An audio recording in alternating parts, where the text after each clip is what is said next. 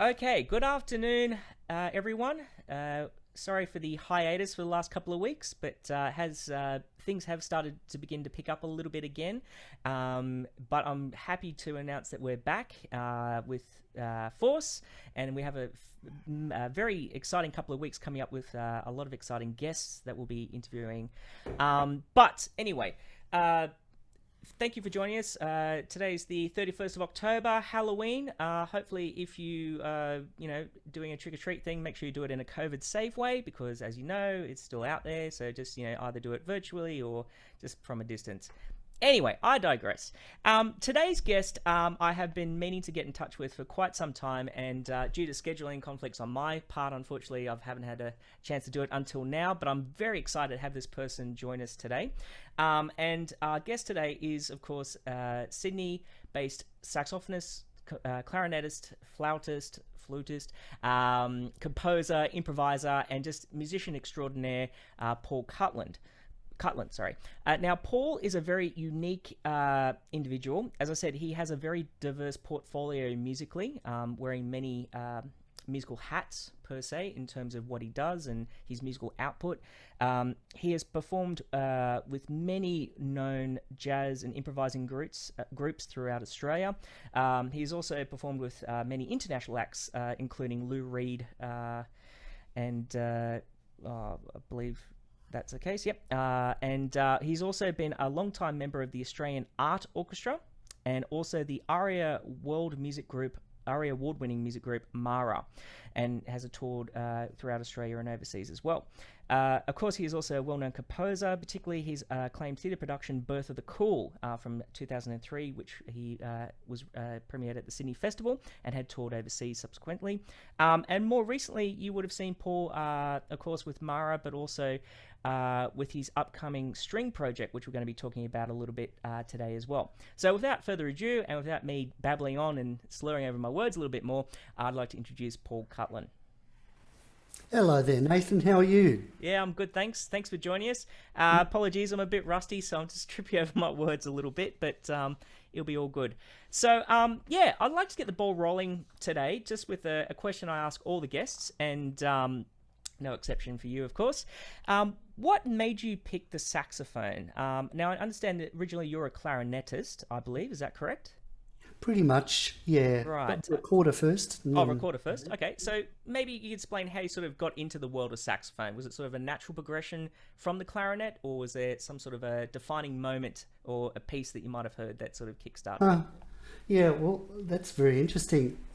Saxophone looked so complicated. The machinery of it, it was such an exotic, curvy looking, alluring instrument to look at. And actually, most of my experience of instruments in the early days as a kid were pictures. I actually didn't see many instruments as a kid. I had chronic asthma, so I spent a lot of time at home and listening to records. My parents found that I was very drawn to music. It was one of those things that drew my focus completely, and so they would hire records from the local library and play them. We had a stereogram at home, and it was almost meditative. I'd look at the record spinning, it's Wow. almost hypnotic, yeah. And I also was so drawn to music that I would listen to the same music and the same records over and over again until it almost made a photographic memory in my mind. It was the playing of the record would be etched into my mind. And so not getting out, certainly didn't see many instruments early on. I saw pictures of them. And the saxophone looked like it had these huge bubbly keys. The pads looked far too big for any human fingers. And, far too complicated, I thought. The clarinet looked, it was cool. It was black and silver. It was very, very visually based. For some reason, I could identify the sounds on records. I don't know how that happened, but I did know what each instrument sounded like. the first instrument in a large family of 6 kids that we could afford was a recorder. And it came with a book, which is very well structured, and so I could teach myself how to read music, because books back then especially were very beautifully laid out. They told you exactly what to do in terms of counting, tapping feet, whatever it was, where to put fingers, exactly what the notes on the stave meant. And I got, once I realised that following that method reliably reproduced Mary Had a Little Lamb, I thought, yes, I'm off and running with this. And then I think, once again, getting back to the size of my family and budget constraints, just getting a really cheap second-hand Chinese clarinet was within the budget of the family. So when I got to 13 years of age, I got my first clarinet.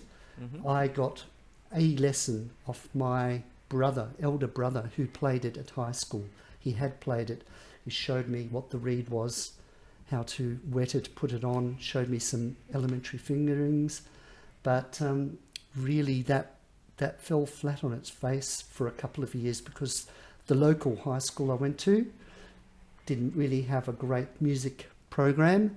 And in fact, they were so strict and authoritarian that they did their best to put me off music, really, I think. Really?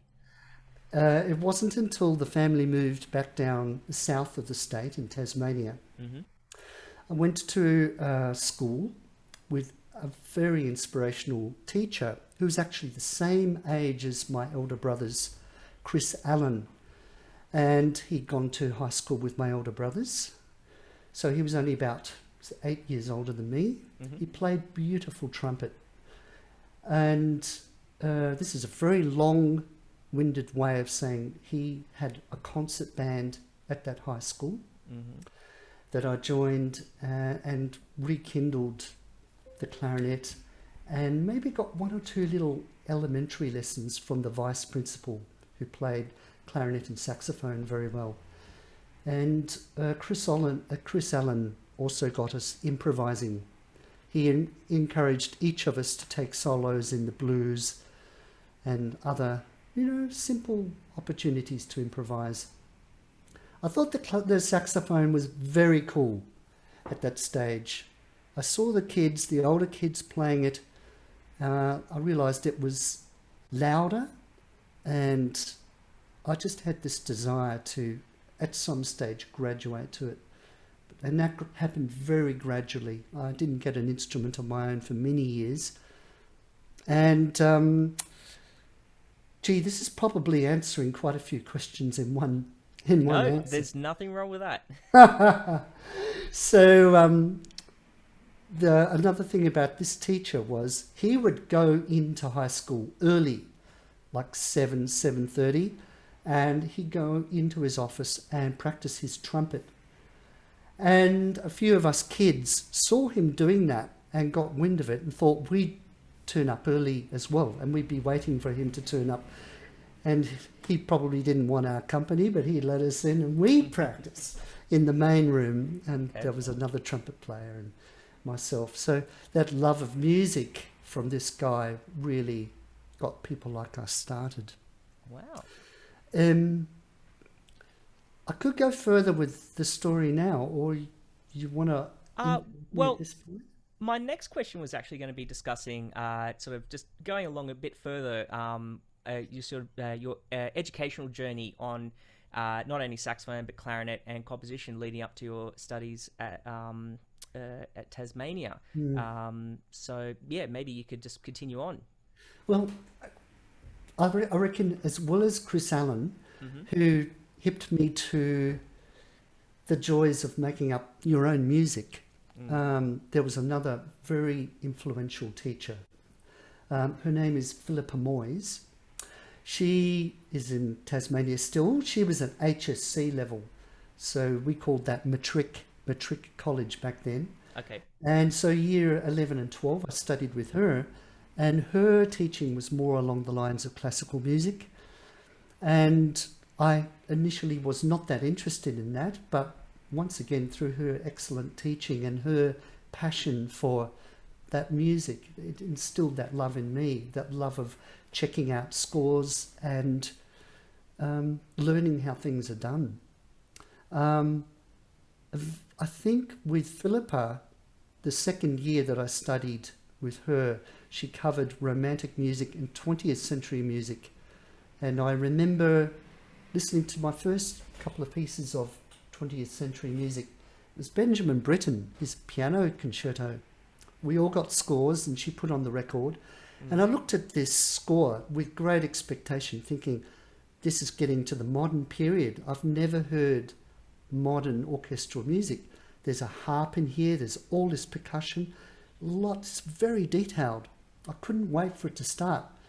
Man, I hated it. It was so violently, it had this air of protest and like he was a pacifist. And it was the Second World War. It was around that time. So there was this awful sense of sardonic vitriol in the music. And I remember being really quite affronted by this music. And yet there were passages where it would become very calm and the English horn and the harp would come in and some beautiful moments of orchestration. And I think, why, if this guy can write this beautiful music, does he hit us over the head with this dissonant, horrible, angry stuff? And I think it turned on this real curiosity to pursue that music and find out more about 20th century music and Benjamin Britten and then Igor Stravinsky. So I had been awoken to the joys of improvisation by Chris Allen, and then Philippa Moyes awoke this real curiosity in a big contrast, and that's the world of classical music, how it's put together, why musicians, why composers do various things, and just a curiosity to learn how to maybe do it myself, to see if down the track I might be able to create some of my own music that somehow is a go-between the freedom of improvising and the meticulous detail of classical composition. Okay. So that they became two very disparate focuses that have informed my love of music over the years.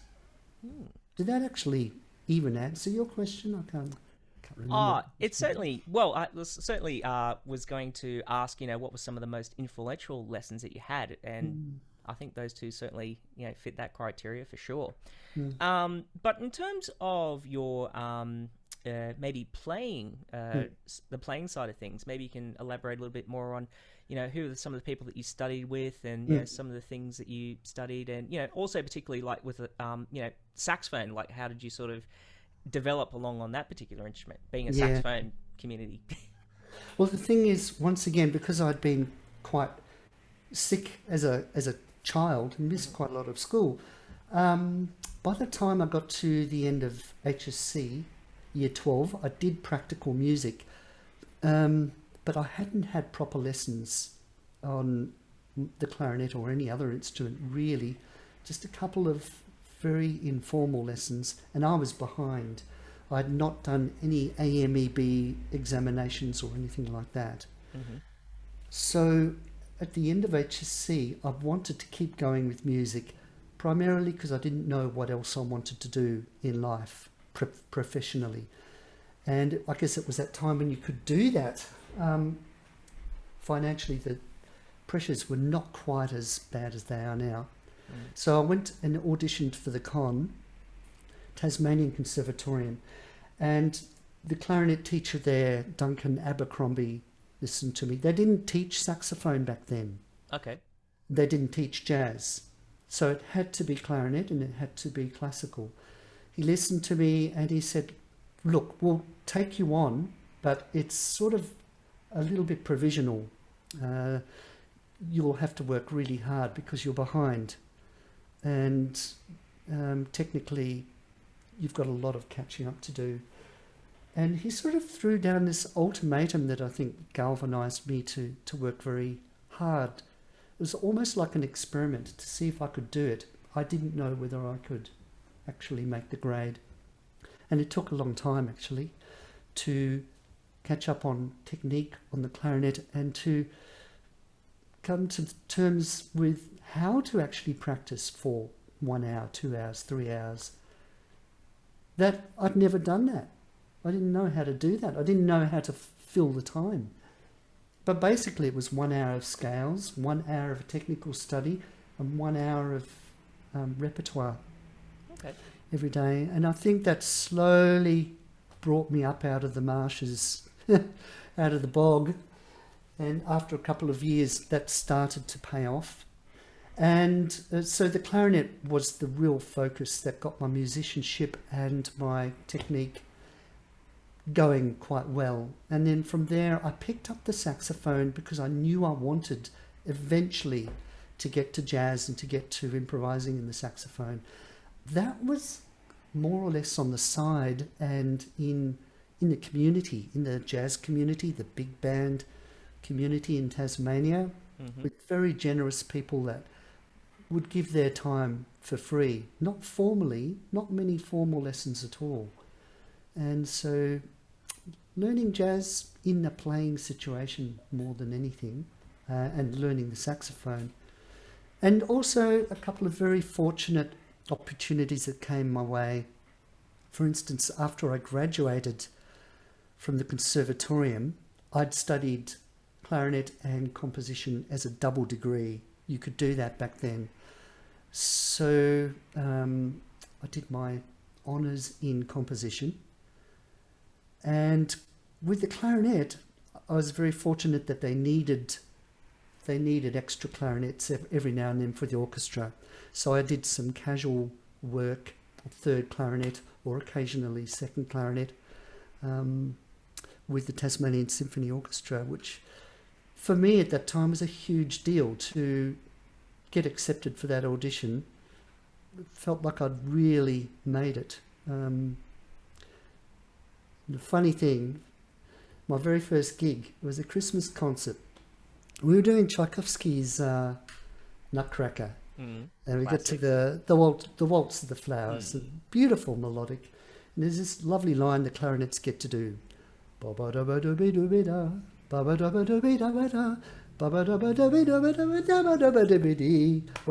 that was all going very well, and I loved it until the concert, and it was recorded and broadcast too. Got to it, the most shrill squeak you've ever heard from a clarinet came out of my instrument at that very point. And I was so mortified. I thought, I'm never going to play in this town again. I'll never be asked to do a gig with a TSO again. And meanwhile, my colleagues were all pissing themselves. Excuse the French, but they were hiding behind their music stands, absolutely just unable to play for several bars probably. And I got miraculously asked back. I did get plenty more gigs eventually, and I redeemed myself, but they needed a saxophone player. Okay. So there was nobody around when they needed Bolero or when they needed La Lycienne. Or I think my first gig on alto sax was actually a percussion concerto by Jolivet. Oh yeah. That had alto sax. It had a big solo in the second movement. And TSO had a tenor and an alto, and I got to borrow them and go away, and so that's how I got into the world of classical saxophone for a little while. So that was all really, really good. I could talk about some of the teachers in the jazz scene too, just very briefly. Sure. There was an excellent big band that people are talking about down there now. They're doing a bit of research. It was called the Integration Big Band, and at one stage it was called the Thorpe Integration Big Band. And the leader was Peter Webster, also known as Ginger Webster. He was a wonderful lead alto player with a very good sound. And he gave me a couple of very interesting informal lessons upstairs in the music shop, where we would put on different reeds, some hard, some soft, and basically go up against the wall. There was a concrete wall, and blow as hard as we could. He got me to blow as hard as I could, just to try and get my sound, my potential on the instrument going. Some very hard reeds to try and train the lip to and the diaphragm to get used to that, and then very paper thin reeds so that you could learn control. He had some very interesting techniques that he would share like that. Okay. Another lovely player down there who's still alive and playing drums now more than the saxophone, Fred Bradshaw, who played in the style of Paul Desmond and actually had one of Paul Desmond's mouthpieces. Wow. I had a couple of lessons with him, and I remember he told me not to get too technical with worrying about modes and play-alongs and things like that, and chords, but record myself playing the melody to a song over and over again on a cassette recorder, then play it back and solo over the top of that. That was really interesting. Wow. That's a very interesting way to get going, that sort of thing. Chris Waller was another teacher, classical clarinet. He came before Duncan Abercrombie. And with both of those guys, all of those guys, I think the main thing I learned was by listening to them. It was just the example of their sound. Hearing it live, hearing somebody make the most beautiful sound, and just seeing what's possible on an instrument. You just can't conceive of that, what's possible when you hear it on a record, on a radio. When you hear it live in the same room, you think, you can do that? Yeah. Oh. There's something to be said about live music. Like it's certainly, particularly with students these days, you know, you have trying to encourage them to go see live music and, you know, try and explain to them that, yes, you know, you have the recordings there as benchmarks and they're fantastic, but, you know, nothing beats a live performance. You can listen to a recording at any volume. So when I first listened to Charlie Parker solos on tape, how loud is that? Who knows? Apparently he had a huge sound and a very audacious mouthpiece reed set up, louder than a trumpet, arguably. How can you tell that from an album that's been mixed a certain way? Exactly. It's no way of knowing. Yeah, that reminds me of another anecdote. A friend of mine who was a co-student, fellow student at the Conservatorium, jumped ship and went to Sydney years before me. And he sent me a photocopy of a Charlie Parker solo from the Omnibook, and with a letter. He wrote beautiful letters. I remember looking at this music thinking, really? This is jazz? But it's just wall-to-wall semiquavers and triplets. How I thought jazz swung. This looks like an etude. And it wasn't until I managed to borrow the tape from the library, put it on, listen to the music, and this guy was playing so bluesy and swinging, and then these semiquavers would come along, and it's laser sharp. I thought, how is that possible? How is this possibly improvised? What a revelation. You know, you just can't tell. Incredible. I don't know what that has to do with anything, but it's something to do with technology and, yeah, limited access. And then hearing something for the first time with light bulb moments. For sure.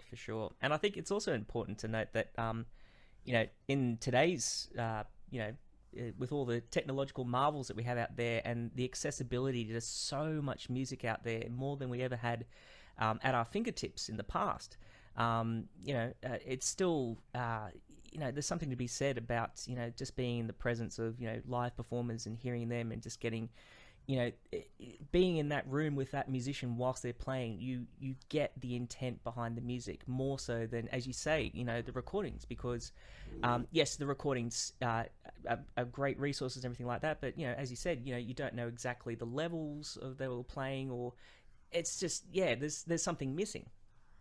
It's the vibration, isn't it? I don't know enough about it physically, but the vibration of an instrument resonating in the same room as you, it's a totally different physical sensation, quite apart from, as you say, the intent that goes behind it. And just seeing the effort that somebody does, or perhaps doesn't, put into playing their instrument. How does this person make such a beautiful sound for so long without having to take a breath? What am I missing here? Why do I have to breathe every 7 seconds to get through 3 or 4 bars of music? And this person has worked out this beautiful balance of effort and application of breath and the reed, everything else. How do they modulate their sound like that and they get through so much beautiful music? Yeah. It's those mysterious things, to me, they say so much more than any explanation in music. Having said that, I would have liked to, perhaps a few more explanations, a little bit more technical insight. I think back then, Duncan was of the old school. He was taught by Donald Westlake, who was principal clarinet in the Sydney Symphony back in the day, and father of Nigel, wonderful bass clarinet player and composer. And Don was apparently very much of that school of thought, that you just have to work. You just practice more. You'll figure it out. Just work. Duncan would say things like, "It'll come to you in the bath." I don't know what that meant. Not quite sure. Still to this day, I'm not sure what that meant. But anyway, I think you do figure out a lot. But it's good to have people that will explain the intricacies of what happens in the throat, what happens with the tongue, what happens with the teeth. How do you get this diaphragm thingy happening? For sure. And I'm sure that's something that you, being a teacher as well, sort of delved into a little bit more, just the mechanics of doing that, because, teaching students, you kind of have to explain certain aspects of technique, and, having an understanding of how to actually achieve those various techniques and things, and then having the ability to sort of explain that and demonstrate that, and, in a way that, they would get. But we'll be getting to your teaching methodology later in the interview, but I think we should move on a little bit. Just to wrap up, sort of towards the end of your like the educational, like the things that you've learned over time. It sounds like you've had a very diverse and wonderful musical education, and has set you up and to perform and interest in so many different styles in music, which is a fantastic thing. But just curious to know if there was a particular lesson or a particular sort of musical train of thought that you learnt during those early years that has sort of stuck to you, and sort of contributed to the musician you are today. I've been thinking about that, and that is quite hard to pinpoint. But I think, one thing that I do say to my students is, I think the secret ingredient that really I could measure my own progress by was using the metronome. Actually learning how to use the metronome as a tool to gradually ratchet up one's own progress, and to be able to use that as a diagnostic tool. Well, I like knowing where I am, and I like being able to know how much I've progressed. So I remember even today, on my scale books or any piece of music that I'm trying to learn, I'll write the metronome marking that I've achieved a good result on, and I'll try and get better next time. And And so I guess I developed a bit of an obsessive compulsive method of using the metronome to start slower than where I am now, get to where I am now, and then hopefully, like chipping with a rock to get through a wall, hopefully a few clicks faster, and then write that down. Don't rub out, but cross out the old number. So you can see, oh, I was at 80 then I got to 92. Now I'm at 100. You know, so whatever. You know, Yeah. I like being able to compete with my old self. And occasionally one has to actually admit defeat and go backwards. Actually, that 100, I'm not sure whether I got to that. So I'm actually back to 92 now. And I'm going, and it teaches you, I think it teaches you a lot about how your brain works, which I think really helps with teaching kids too, teaching students and learning what's going on in their mind that's preventing them to get to the next stage too. Are you trying to bite off too much, more than you can chew? Should you be looking at just a smaller bit of the music? Where is that mistake happening? If it's happening there, then probably what you need to do is practice up to there. And once you've got it right up to there, this next note will probably be fine. And so, yeah, the metronome, that diagnostic tool, I think has been a really reliable way for me to progress as a professional musician, quantify my progress. And I think that really came from Duncan, even though I remember the main thing he told me was play it twice at that speed with the metronome, or start at a speed at which you make no mistakes. Right. Play it twice at that speed with the metronome, once without. Then advance it, play it again, twice with, once without. And I actually used that method, well, pretty much to this day, I suppose, but sometimes I shortcut a little bit. But I think that's good.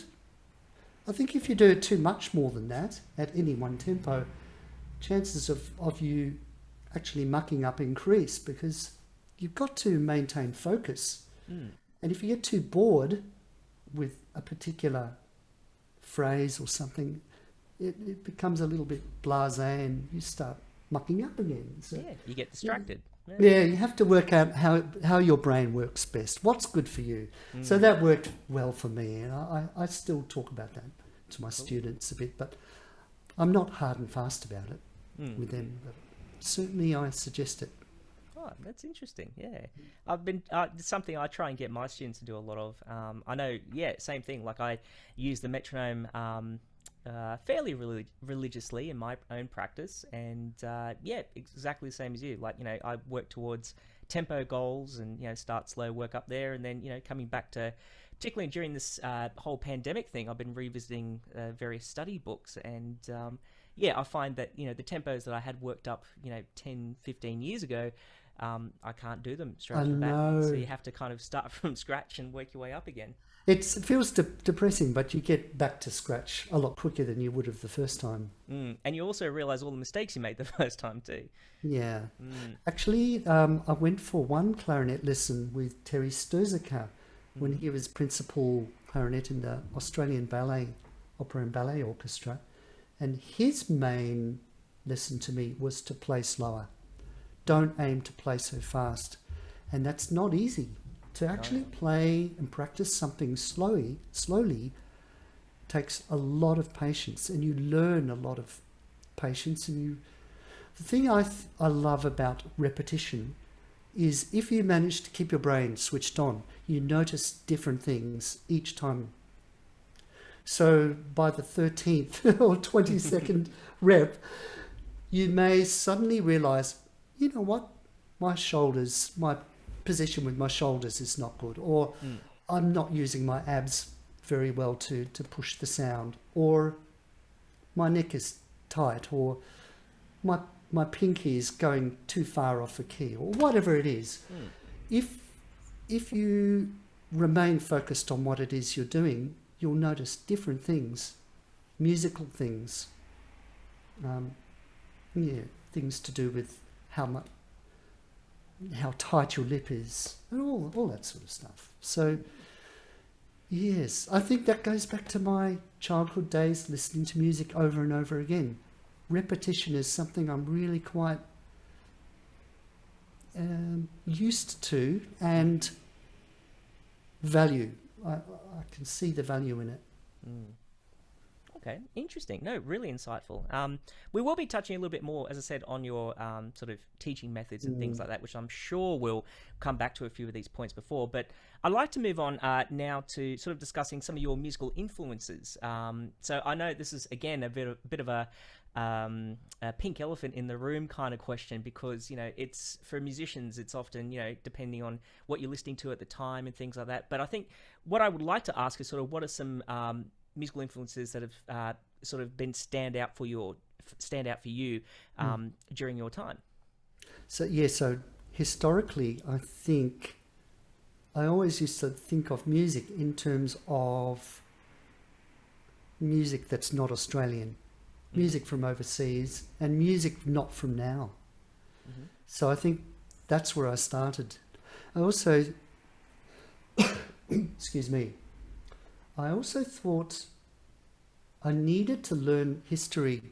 I needed to get good at music from previous periods before I could feel even entitled to do something in the here and now. It sounds really strange now when you think of the way students are taught now. So back then, on the jazz side, it was definitely Charlie Parker, John Coltrane, Miles Davis on the jazz side. Although, having said those three names, the real in came from Don Burrows and George Goller, because in the late 70s and early 80s, there was a lot of music on TV. There was a lot of Australian music on ABC, a lot of jazz and other sorts of music. So these people were a lot more in the public national consciousness than Australian musicians are today. They were there on the box from week to week. And Don Burrows was inspirational in his love of the music and how much he just dug playing all his instruments, the different styles, his love of South American music, his love of the clarinet, of the flute family, the saxophones. His life seemed to be one to absolutely aspire towards. So that's the exception to this rule I just made about international in the past. He was in the here and now. Okay. And so when I mention people like Parker, Dolphy, Anthony Braxton, who's more of a avant-garde multi-instrumentalist, still alive. Eric Dolphy, who just seemed to be like Charlie Parker on speed. So where did that come from? Like this incredible zest for life, this insane sense of humour in his music. It's like cream pie in the face. So amazing. I just loved his music. Miles Davis, because of his various different periods that he went through and the sidemen that he played with, including, well, he was a sideman in Bird's band, and then he had Coltrane and Sonny Rollins, Wayne Shorter in his band, goes on and on. When you're just talking about saxophone players and Cannonball Adderley.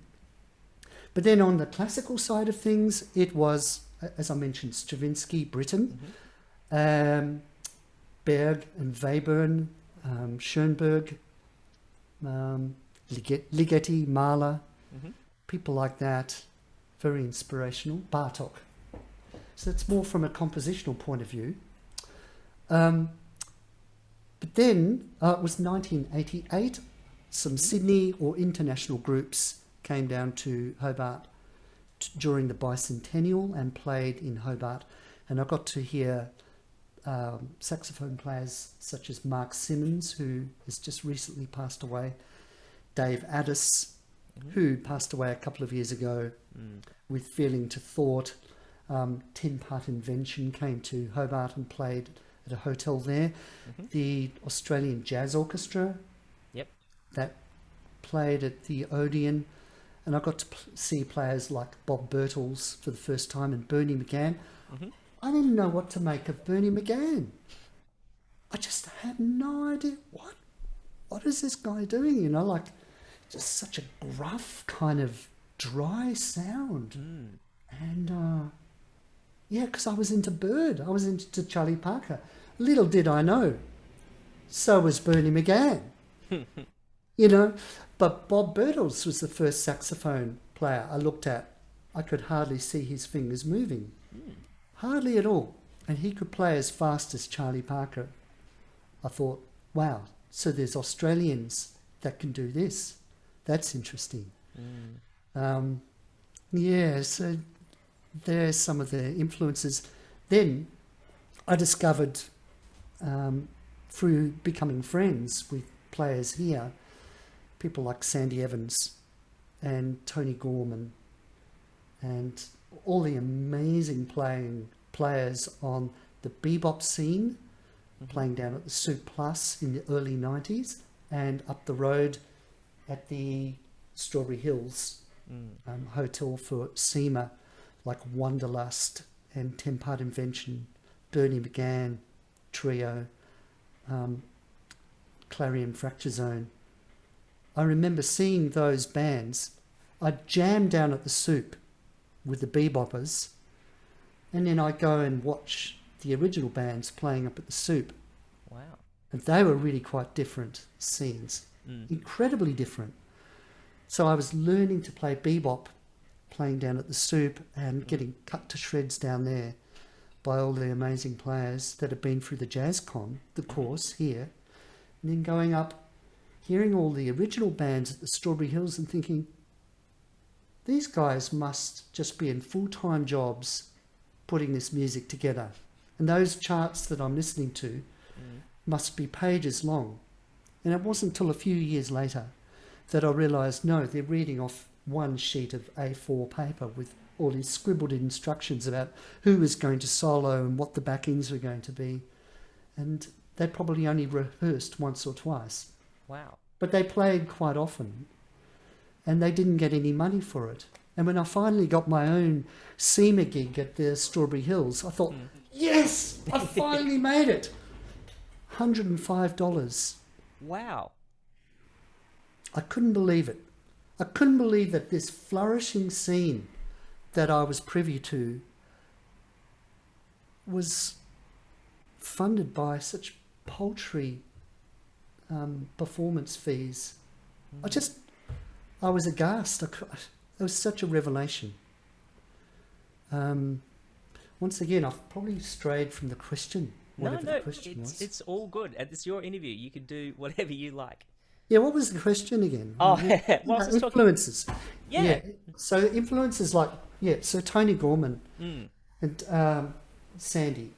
So Tony, who increasingly the younger generation won't know much about Tony Gorman, but he is a kindred spirit. He was a classical clarinetist in Scotland, classically trained, who also went on to saxophone and the flute family, played musicals and played avant-garde jazz, played trad jazz, played big band, had all these hats he could put on, and all of them so convincing that whatever you saw him playing, you'd think, oh, that's his bag. If you saw him play 1940s swing music with the Jeff Embleton, whatever that orchestra was called back then, you'd swear that's his speciality, that's what he does. And he saw me like that. And he is an incredible comrade from that point of view. And the only reason I'm talking about him in the past tense is because he's had to stop doing 95% of that because of being sick, not being able to keep that sort of performance career going. Such an incredible shame. But Tony was very responsible for getting me into the Sydney scene, into creative bands, because we did one gig together in that Jeff Embleton orchestra, and he thought I might be good for a saxophone quartet he played in called the Original Otto Orchestra. He was one of the main voices. I should give you just a tiny bit of background. Yep. Tim Otto is a saxophone player who formed that band, and he went to live in New York. Tim Otto is still there. He's in New York, and I've never met him. But an amazing player of many saxophones. The Original Otto Orchestra was run by Tony and Boyd, otherwise known as Peter Boyd, who played back then the bass and baritone saxophones. The two of them composed for the orchestra, for the quartet, and Andrew Robson was the other saxophone player. So I met him through that on Tony's invitation.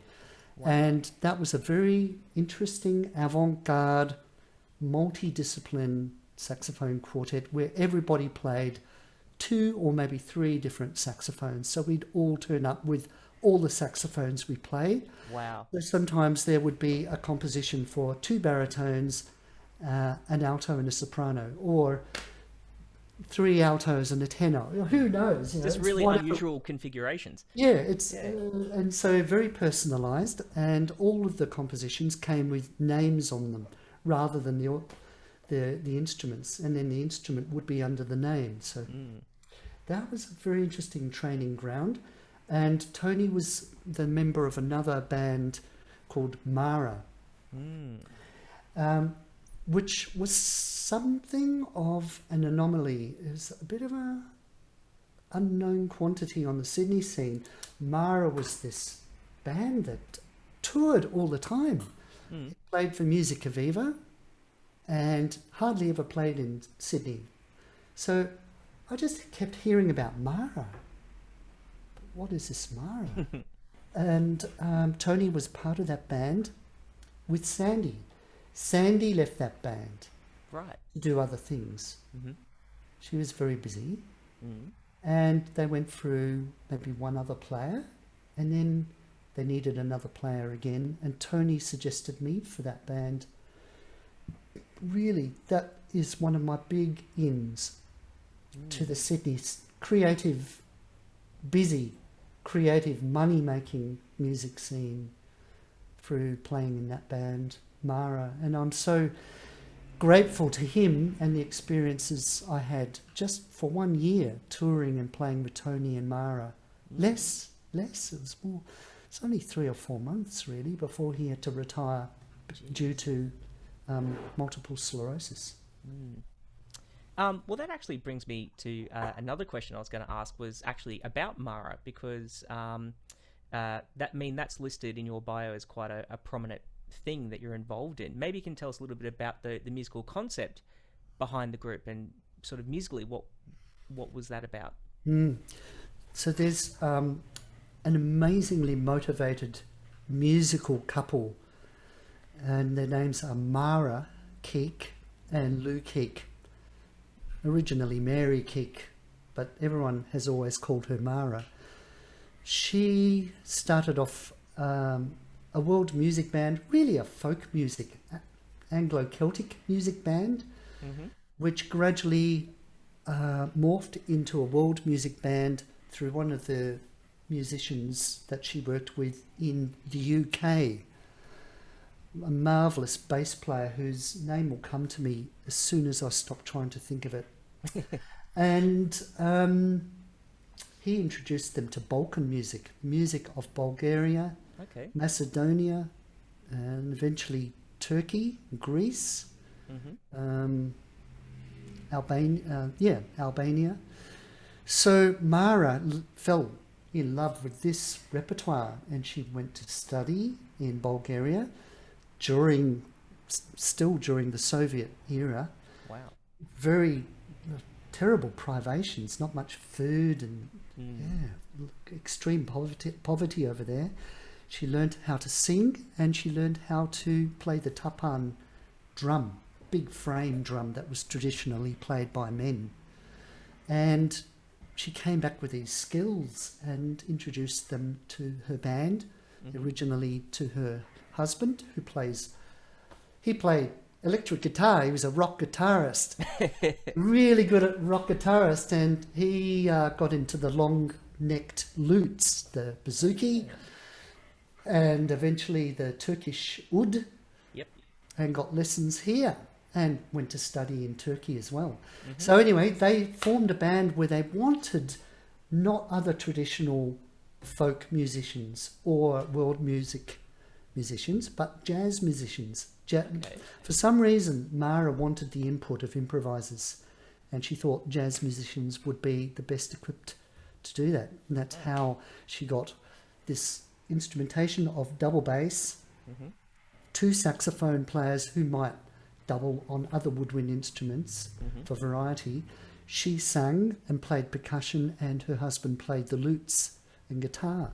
Right. And when I say motivated, they have organised so many international and national tours and put on so many concerts over the years. Been part of the WOMAD touring circuit, which means not just WOMADelaide, but WOMAD, which originated in Reading in the UK, played in New Zealand, Singapore, UK, a few other places that I can't quite remember now. Okay. New Zealand. And so for a while, by the time I joined this band, it had been together for at least 13 years. I joined in 1997, and it was really the first year that I could drop doing a lot of other things, because they handed me this foolscap sheet of paper with all the touring dates that they would be working for Musica Viva. Wow. Not in Sydney, but in the Northern Territory, in South Australia. Yeah, all over the country. Yeah, it was really something. And doing large arts centre tours, or playing in arts centres like in Darwin or in Adelaide as we went along, in between playing schools. And then doing these international tours. So the first one was in 97, going to Germany, Belgium, Italy, the UK and Canada. I think they were the main countries. Wow. And it's pretty much the first time I've been to most of those places, except for a short, a 7-month cruise I'd done on a cruise ship, which is like purgatory, man. Yeah, cruise ships are never short, Paul. I went on that tour because the first stop, they took us to Italy, and I'd never been overseas. So we got on the ship in Genoa, and then we came through the Suez Canal and came back to Sydney, and then all the rest of it was South Pacific, basically. But so I got to see Europe many times, thanks to Mara. And those tours were fraught. I thought this is going to be a lot of fun, and it was, but it was living by the skin of your teeth experience. A lot of very early morning flights with far too much equipment. Lou and Mara often having to give over hundreds, if not thousands of dollars in excess freight because some note had not made it from the airline in Sydney to wherever we were. Yeah. And so it was incredibly stressful. In fact, after that first 5-6 month week tour, I thought I won't mind if I never do this again. But the second tour was so much more enjoyable for some reason. Right. It was mainly in arts centres, playing in theatres and the like. Oh, okay. Playing a lot of great music night after night, and only having to travel maybe 50 kilometres between different cities in Belgium. And So it's a bit more civilized than, the first round by the sounds of it. my introduction to the joys of Belgian beer. Nice. So musically, Mara would be, and correct me if I'm wrong, it's sort of predominantly a Balkan sort of musically based on traditional Balkan style of music, but with like a reimagining by a reinterpretation with a jazz flair. Is that how you would describe the concept musically? Or that's very accurate. Okay.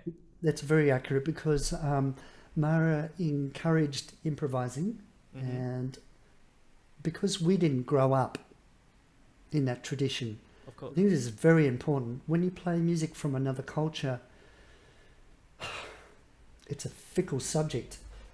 You have to have respect, and you need to study that music, and you have to realize that unless you really dedicate your life to that tradition, you're never going to play it like people who grew up with it. And I think it's important to get some sort of affirmation or permission from people within that culture that what you're doing is all right, that it's okay, that what you're doing is not going to offend them. Yeah, that's not sacrilegious to their traditions. Yeah. It's really important.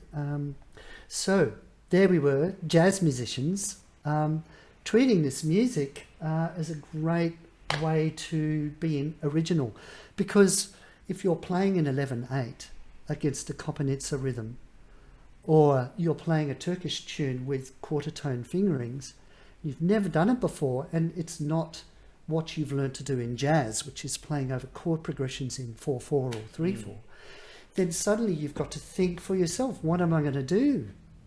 How am I going to make sense of this? That's where you discover, it really helps you to discover your own creative voice as a musician. And I'm very grateful for that opportunity, and to see what people like Tony Gorman and Sandy Evans did before me, the way they treated those musical materials, and Steve Elphick, the bass player. And then listening to someone like Lou Keek on the bouzouki. So all of those people would improvise, sometimes completely solo, what are called ezgias, where you set up the mood and the key of a piece by playing by yourself, or with just a drone in the background. The simplest of settings, incredibly evocative. And so I'd listen to all of that and think, this is where I can find out who I am. Isn't that crazy? Here we are in Australia. Basically, in the early days, I didn't care whether I played jazz or learnt the standards. I just wanted to make up music. But how do you do that? You need I think you need some sort of template. You need some sort of mould to pour that creativity into. And so, yeah, American jazz. Great, learn how to do that. Folk music, rock. Learn how to play the tenor solo from Stick Together, the Brian Ferry cover. All those sorts of things. And I think it's through doing that and then being thrown into situations where there is less precedent, if maybe none. That's where you find out who you are and how to be original. And so liberating. And also, gee, I'm on a roll here. I mean, 11/8. So I'd seen 7/8. I loved Stravinsky. I loved The Rite of Spring. I loved The Soldier's Tale. Here, suddenly I was with a band who gave me tunes to play in all of those time signatures, and I got to make stuff up. Oh my goodness. So, that was very inspirational, such a wonderful opportunity. And then working with the choir was another part of that, the Martinitsa choir that Mara formed. That's female voices in the tradition of Bulgarian female choirs, with this laser-like tone. So if you've never listened to that sound, it's like I remember when I first heard them, I walked into the room.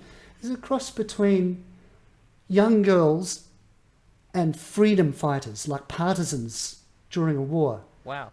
Like laser-like voices just piercing through to your heart. You hear this and it makes the hairs on your back stand up.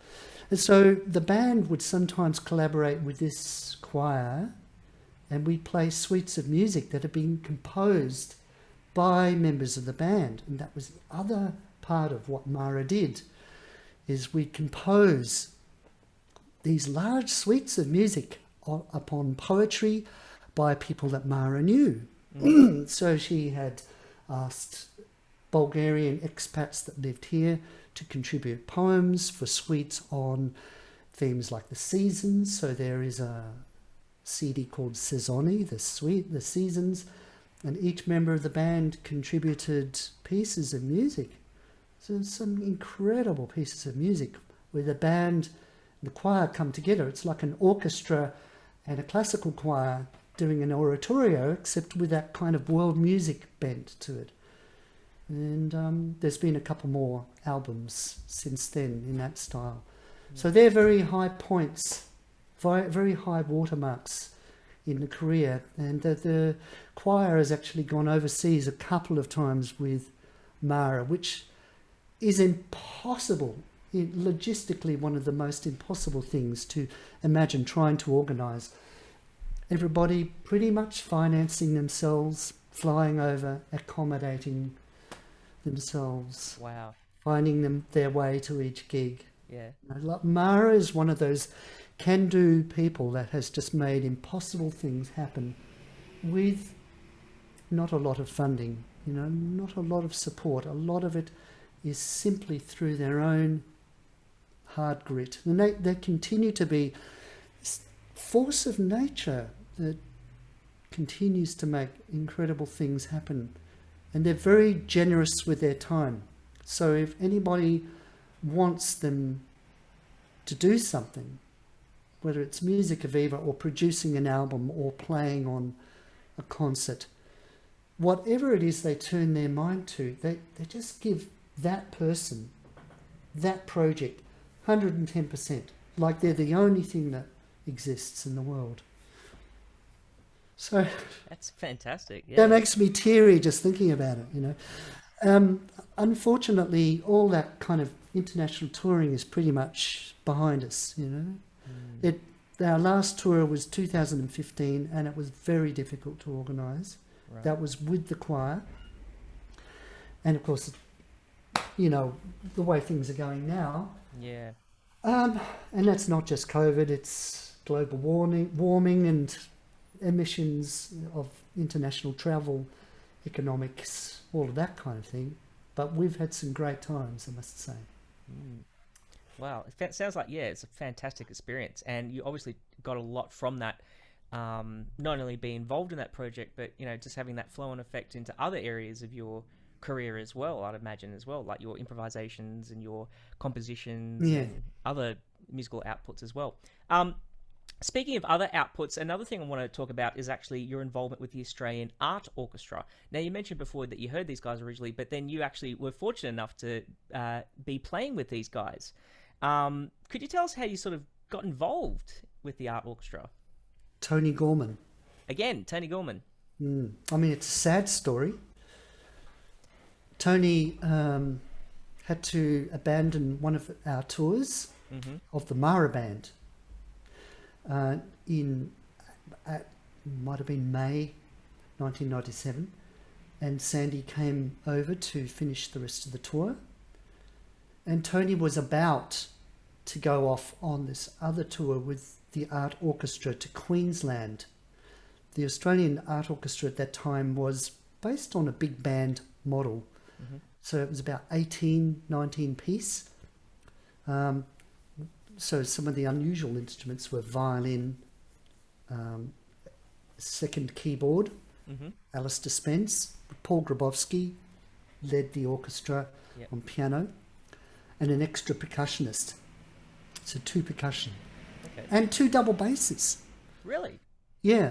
Philip Rex could play tuba, But often he was there on double bass, as well as Gary Holgate, beautiful, fine double bass player who very sadly died good 10 to 15 years ago. Anyway, Tony had to pull out of that tour at very short notice. His instruments in that band were clarinet, mainly, alto sax and alto clarinet. Right. Which Tony had an amazing voice and still does on the alto clarinet. That's the main instrument he plays now. So he asked me if I could cover for him in that tour, and that was about a 3-week tour of Lismore, Brisbane, and then further north, Townsville, Cairns, Mount Isa. Right. Playing very avant-garde, big band music. And so that's how I got introduced to that very scary band. And Tony had to pull out, basically, of being part of that band. And that's when I eventually got asked to become a member of that band on bass clarinet and alto. Okay. So some very, just incredibly strong improvising voices in that band and personalities. Right. The best thing about it, and remains to this day, is that it brings together people from various states in this really big nation. It's very hard for people from Melbourne and Sydney and Brisbane to come together and play together. That happened in that band, and that was really fantastic. And there's really quite a difference in the way, I think there still is difference in the way musicians, especially improvising musicians at any rate, approach the music down in Melbourne compared to Sydney. I think there's very distinctive regional voices. So it's like a different dialect almost musically. My first experience, this is a bit of an aside, was a saxophone competition. I went in for the Wangaratta Jazz Saxophone competition in 1993, then again in 94. And that was the first time I'd heard saxophone players like Ian Chaplin, Anton Delica, Elliot Dalgleish, who eventually went to live in Brisbane. I was shocked. I was scared. Wow. I was scared when I heard these players. I thought, wow, that's aggressive. Like I'd heard some pretty full-on music in Sydney, quite avant-garde. But from Melbourne, I got this really red hot, amazing aggression. Like expressionist jazz. Wow. Yeah, it really got to me and became a big influence ultimately. I didn't realise I'd listen to Coltrane, and I'd listen to his offshoots, the people like Pharaoh Sanders, like just squealing and honking on the saxophone, and Archie Shepp, Albert Eiler, but actually hearing that energy for real, from a living, breathing person in the same room, very interesting. So the Art Orchestra brought those different sorts of energies together, very disparate, strong personalities, and somehow that band stayed together and produced amazing, bristling music. Julian Wilson was in the band, and he was very young at that stage. He'd only just won one of those competitions in 95, perhaps 94, actually, I think. So that's how that came about. That orchestra, I was with it till about 2012. Shortly after, that model became less and less viable. Right, just for keeping touring. For touring and gigging, just the money was not there, opportunities weren't there. And eventually Paul Grabowski pulled out of being the artistic director, and now they had Peter Knight, who's really successfully steered that group in a different direction where it's more pluralistic, if that's the right word. It's more inclusive of different styles, electronica, world music. It's more gender diverse, and they have more educational opportunities, I think, like the wonderful things they're doing down in the Central Highlands of Tasmania, where I used to go fly fishing with my dad. So they're offering great cultural opportunities to young musicians now. They're incorporating much more indigenous cultural content and musicians into what they're doing, and Korean and other multicultural facets to what they do. Simon Barker is helping with all of that.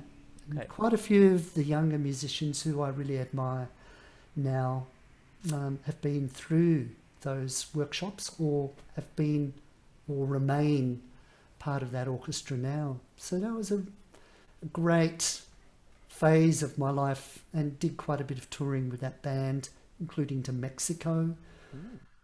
But I think one of the best gigs I did with the Australian Art Orchestra was really playing with Ruby Hunter and Archie Roach.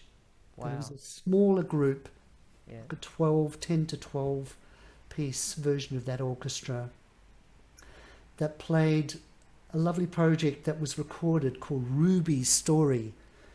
And basically it's a story of Ruby's and Archie's upbringing as homeless, stolen generation. Stolen generation Aboriginals finding themselves wandering, aimless, homeless, coming together, finding each other, finding purpose, pulling themselves together, making this beautiful musical career. And Paul Grabowski arranged these beautiful 3 chord songs by Ruby and Archie for this small version of the art orchestra, and we'd play these songs with Ruby and Archie. Ruby died, once again, I don't know how many years ago, at least 10 I'd say. But they were very emotional, genuinely affecting concerts. It's, no matter how often I'd hear their stories on stage, the same stories, you couldn't help but tear up every time. And then you'd listen to them and play. Wow. Yeah, really lovely. Fantastic. Now, sort of moving on as well, obviously, those two groups we've discussed, the Mara and Australian Art Orchestra, had quite an impact on you. But you also have several other projects and ensembles and things that you've been involved with, such as your collaboration with the Noise String Quartet and working with those guys, and your Coltrane project as well. There's so many different things you've got on the boil. Perhaps you could sort of tell us a little bit about some particular highlights in terms of projects that you've worked on, maybe even recently or currently or upcoming, maybe. If you want to, excuse me, if you want to talk about currently, my work with a string quartet and double bass. String quartet used to be called The Noise. They were an improvising string quartet. Now it's more of a put together group with some of the original members. So that eventually gave me an opportunity to bring together my love of improvising and composing in the one group, because they felt like very separate passions for a long time. I would play jazz and jazz gigs and work with people doing original music, and then I'd find myself at home, I'd pick a score off the shelf and put a CD on and listen to an opera or a symphony by one of my favourite composers. And they seem to be really quite separate. So I wanted to bring those two together somehow. Even though I'm not a big fan of third stream music, like when I listen to symphonic works that employ a jazz group, it usually turns me off. It's not my favourite sort of music. But what I remember hearing John Sermon at a group of his had string quartet and double bass, and he wrote for this group. It's called Coruscating. It's a lovely album on ECM. Mm-hmm. So he and the double bass were kind of sandwiching a string quartet. They would improvise. They'd play melodies and improvise. In the middle was this beautiful written material for the string quartet. And I thought that was a really nice template. And so I used that when I was doing my master's degree in composition. That seemed to be the best fit for me, bringing these two things together, composition and impro. And just so happened that it was an improvising string quartet, so they wanted to get in on the act. Wow. And so, as well as kind of trying to write Bartók, Benjamin Britten type textures for string quartet, where it's all written for them, I gave them a few opportunities to contribute and be involved in the improvising. Brett Hurst was the double bass player, so I would be asking him to bow the bass as if he were a classical bassist, and he put a lot of time into that. And the rest of the time, yes, he could groove and keep a lovely kind of rhythm section beat going, or improvise, and that's sort of what I would do too, improvise. Because I think my days of being a proper classical player are very much behind me. So yeah, it just brought those things together. So we brought out an album called Across the Top, and that's quite a few years ago now. And that was inspired by a Mara tour for Musica Viva of the northwest region of the country, the Kimberley region, WA. And I was very inspired by, you know, that ochre red colour of the soil. It's like this constant, even though there's lots of different shades of ochre, it grounds the whole vibe of that territory, and the indigenous presence and the rock carvings. You know, it's just so ancient and old, and it's formidable. It's daunting. If you're stuck out there without a four-wheel drive, you'll die, you know. Yeah. So that suite of music came out of that, and by hook or crook I've kept that group going with 1 or 2 concerts per year, which proves to be a very expensive thing to do, and developed a bit more repertoire. In the meantime, we're just about to launch our second album this next week. So that's my little hobby horse. It really is a hobby. It's the icing on the cake, just getting this group together whenever I can. And the privilege of hearing really great players, string players, play your music so well is something that, it's very affecting to have that opportunity. But it's expensive. Yes. True. Okay. Well, that actually ties in nicely with this next area I want to talk about, which is improvising. Now, you, for lack of a better word, your improvisational voice is so unique and original. It's not just in terms of, you soloing over like a jazz standard, but your sort of more improvised pieces per se, or more avant-garde improvisations. Like, it's just there's a rich meld of different influences and ideas in there. That's what makes your improvisation so Paul Cutlan-esque. But if anyone wants to have a listen to any of those, you recently did a short series of improvisations for the Phoenix Collective. Phoenix Central Park. Sorry, my bad. Which can be found on YouTube, and just an amazing little appetizer of what you've done in the past. But I'd like to talk about just that improvisation in terms of the non sort of jazz context. How does that differ for you? Say improvising in that jazz sort of idiom as opposed to that style where you're sort of improvising pieces on the fly, or more avant-garde contemporary improvisations? Well, I think that there's people that do that kind of non-idiomatic improvisation. They really specialize in that. I feel that when I do that, it's like I'm playing in the mud. I'm just sort of playing with plasticine or something. In fact, sometimes I wonder whether there's anything in it for anybody else apart from me.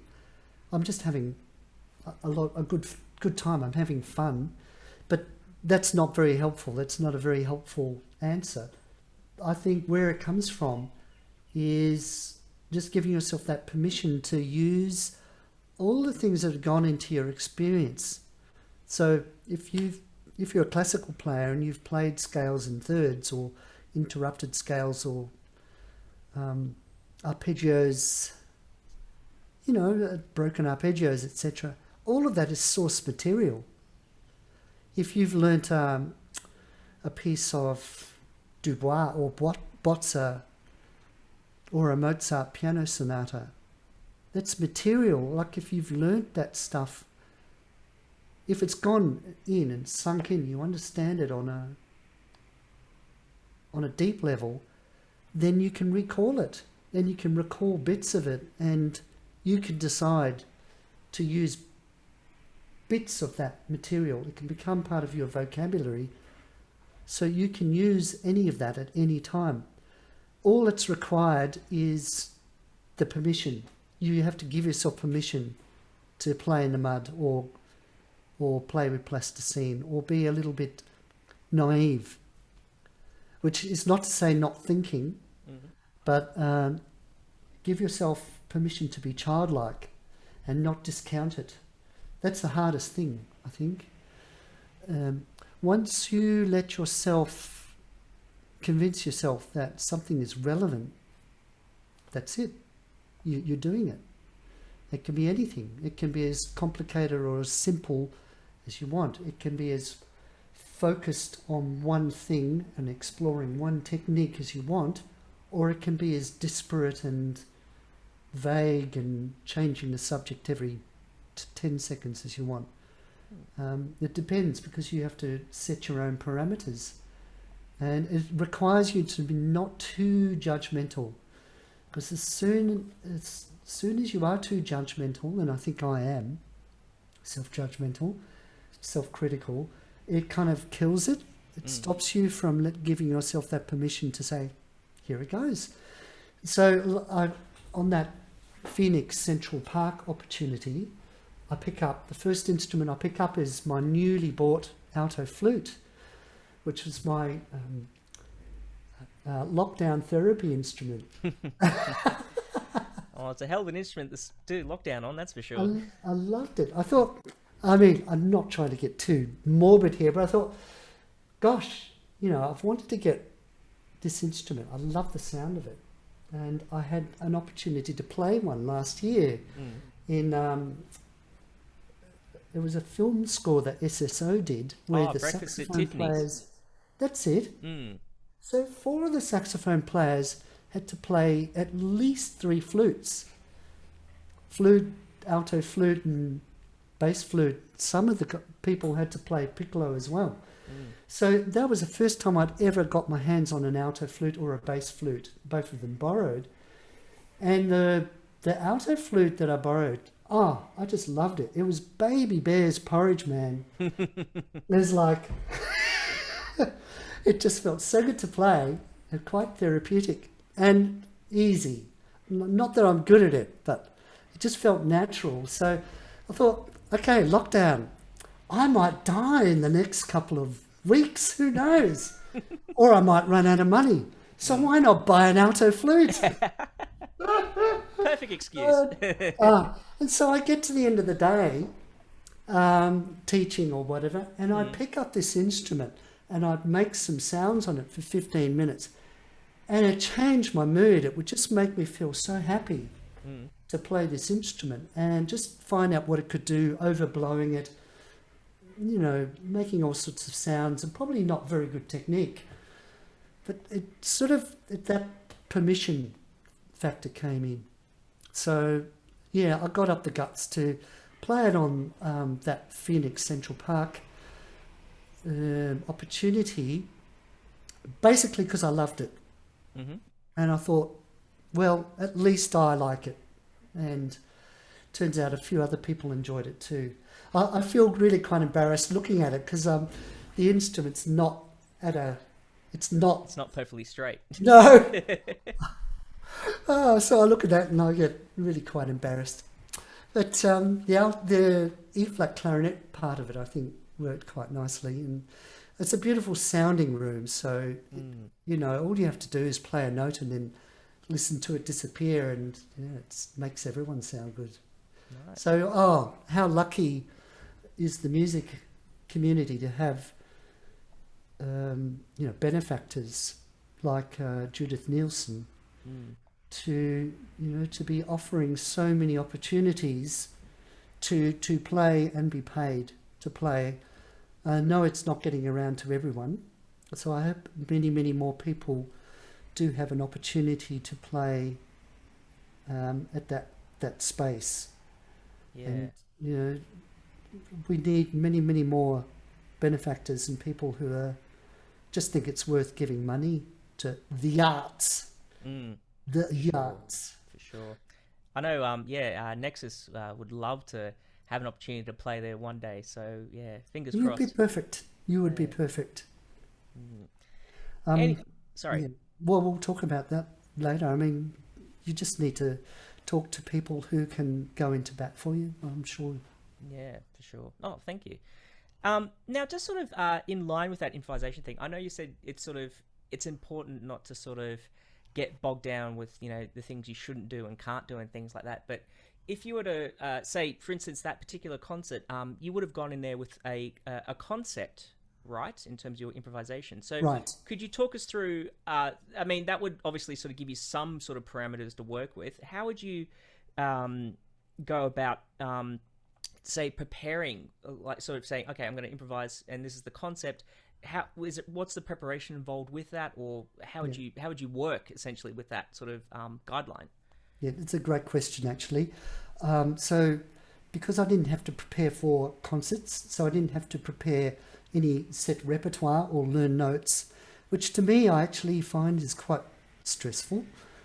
I was finding just a delight in improvising on my instruments each day and seeing what they could do. It was not a new discovery, but a new sense of permission for me. So on the alto flute especially, I discovered that as I would play from day to day, that a few central themes would emerge. So little dot points, like playing certain patterns of notes that made use of not multiphonics, but harmonics. So the harmonic series. And I knew that I loved that sound and that at some stage I'd like to touch on that. So having done that a few times, without nailing it down too much, I knew that was an area that was quite fertile. In fact, I wish I'd stuck with that a little bit more in the actual performance. I don't stick with it for a great deal of time. Similarly, on the E-flat clarinet, I have been developing this technique of fiddling with the little trill keys on the side while I'm playing other things, and just delighting in the sound of that, the way it fractures the sound when I play very simple melodies with my left hand, maybe using only 4 or 5 different notes. So I knew that was a thing. I knew that was an area. So I think once you've worked out a few things where you know they're talking points, you know you're not going to be stuck for words or lost for ideas, that's all you need.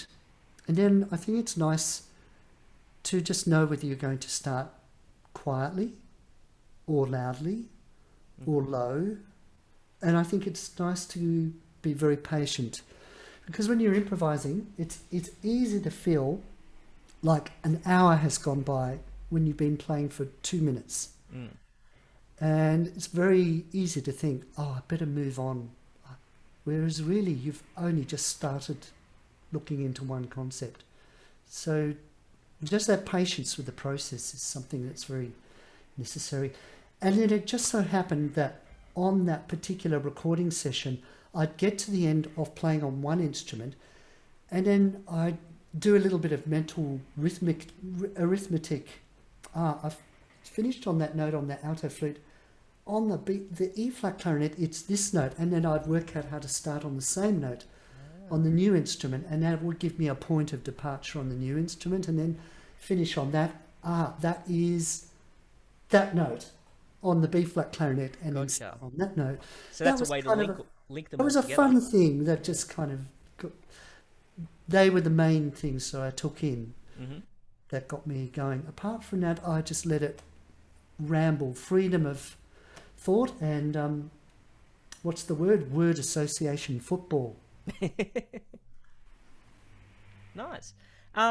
Now, just sort of a bit of a selfish question, but I'm sure there's people out there who are watching this who'd be like very curious to know, how does someone interested in developing this particular skill of being able to improvise on the fly in this particular style, how would they start off? What's some advice you could give in terms of developing this skill?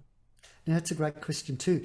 And I think the more musically developed and trained you are, potentially the harder it might be to get started, because potentially your whole musical career will be focused on getting rid of anything that's not what's in front of you on the page.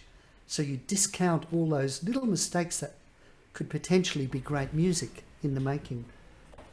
But I remember doing a great workshop with Andrew Robson on saxophone and Steve Elphick on double bass and James Greening on brass for non-improvising kids at the conservatorium. Some of them were education, some of them were performance majors. And I did one workshop where I got people to play in pairs. That can actually be a really nice way to start. And potentially a bit less confronting. It's not the only way to start.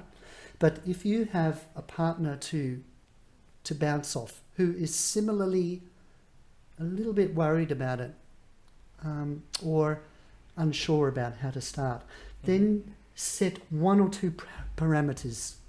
So, because we all want to sound good, we don't want to sound like we're beginners, especially once you're musically developed.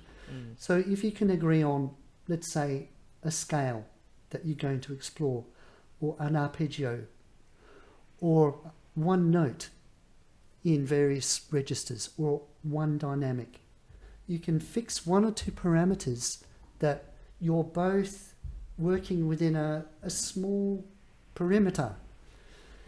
Then you start to realize what the possibilities are within that. It could be a pentatonic scale.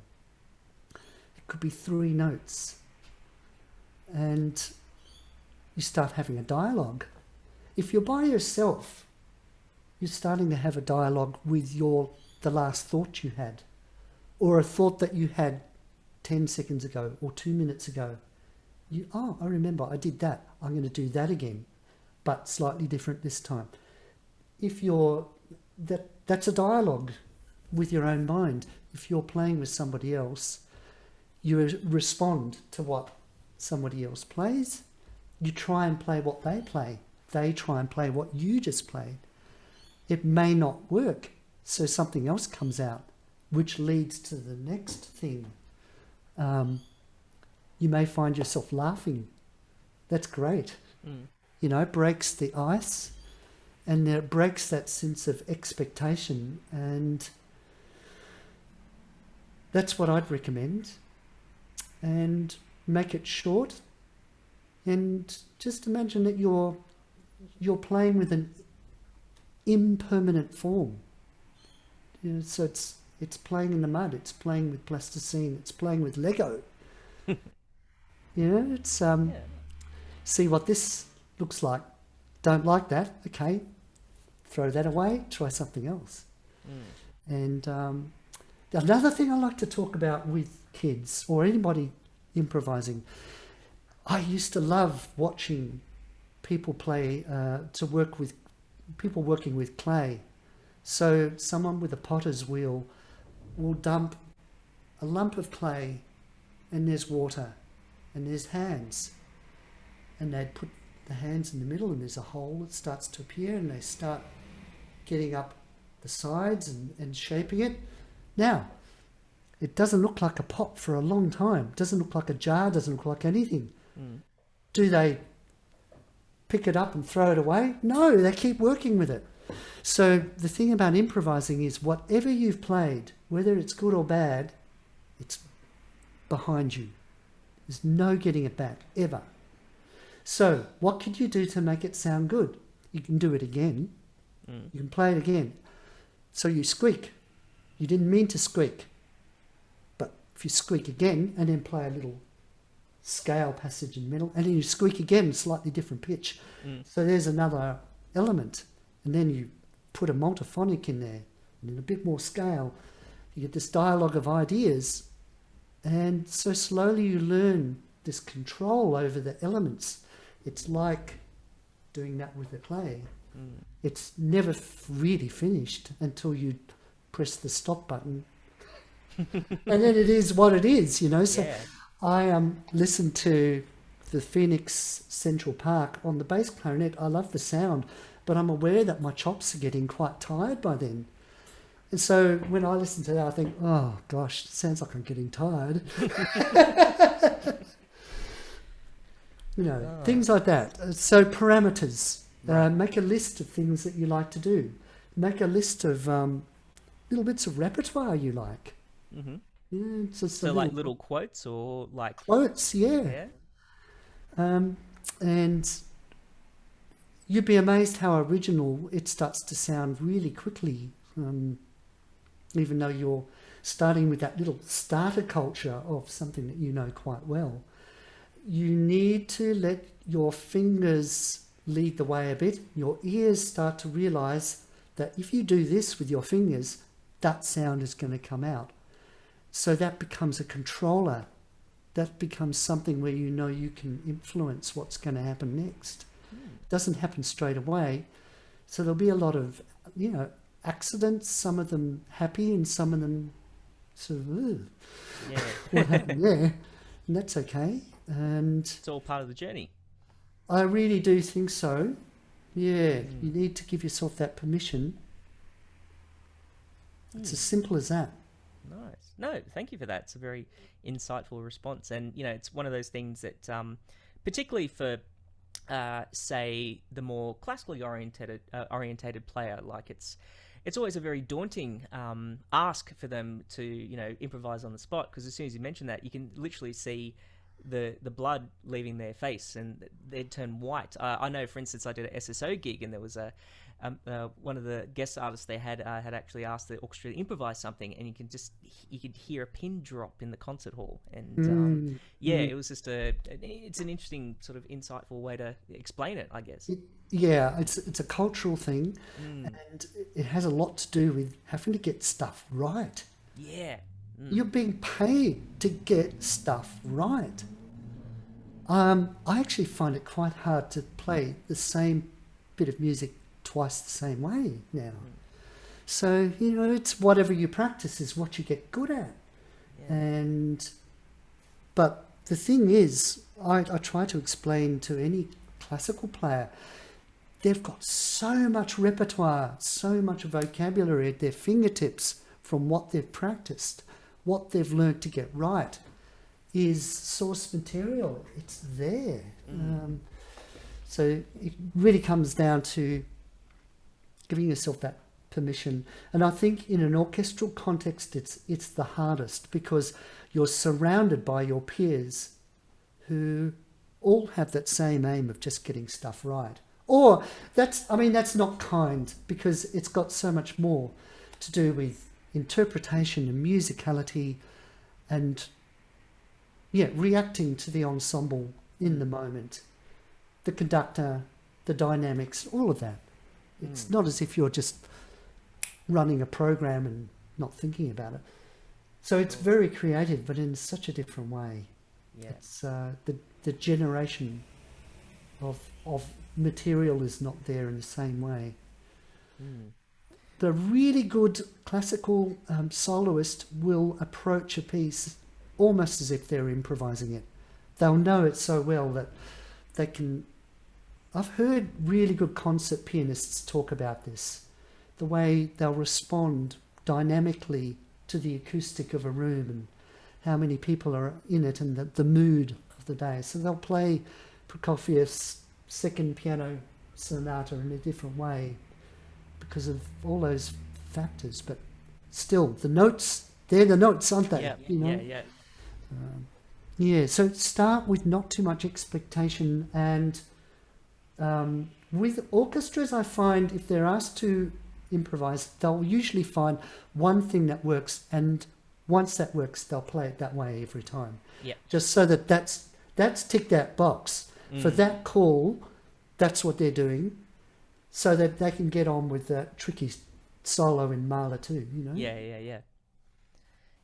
Okay, interesting. I know. Yeah. Now, moving on just from the improvisation side of things, you're also a fabulous composer, and you've written a lot of compositions out there. I mean, you completed your master's at Sydney Con. I was very fortunate to actually record on one of your pieces for your portfolio. You poor guy. I had a lot of fun with it. It was a great project. And I mean, you know, since then, you've written a lot of pieces, like, for instance, the Divergence Big Band, The Noise, as we mentioned before, Alicia Crosley, a colleague of mine as well. But before then, you actually sort of started before this, around about, it was early 2000s, with this, I believe one of the early pieces, and correct me if I'm wrong again, that you wrote was this Birth of the Cool project. Is that correct? Well, it sort of is. I mean, I did that composition major, double major with the clarinet. I had one little commission. A fellow teacher asked me to write for their girls' school choir. It was a setting of a hymn. Right. And I just remember it took me all summer to compose this piece, and I took it very, very seriously. And there was a commission fee. I just remember getting to the end of that and thinking, this is no way to earn a living. You know, there was a fee involved, but I just couldn't see it as a professional, not for me, a way to earn a living. Playing, yes. Do gigs. So I actually didn't do much composing. In fact, even now, I think I'm just a kind of a part-time composer. And but out of the blue, there was this Sydney Festival opportunity through a lady, Camilla Roundtree, who was an actor and a producer, and she worked with an actor named John Turnbull on a play that was based around the Beat poet, the Beat generations, Beat generation, sorry, the poets of the 1940s, 50s and 60s in America, who were very wayward and alternative. And yes, she wanted to write this cabaret and with music, maybe a jazz trio. And so Lloyd Swanton was the first choice as composer, I think. He couldn't do it, and he suggested me. When they asked me to do it, I thought, wow, that sounds interesting. I don't know anything about the Beat poets at all. And I sort of said yes, and then found out what it was all about later.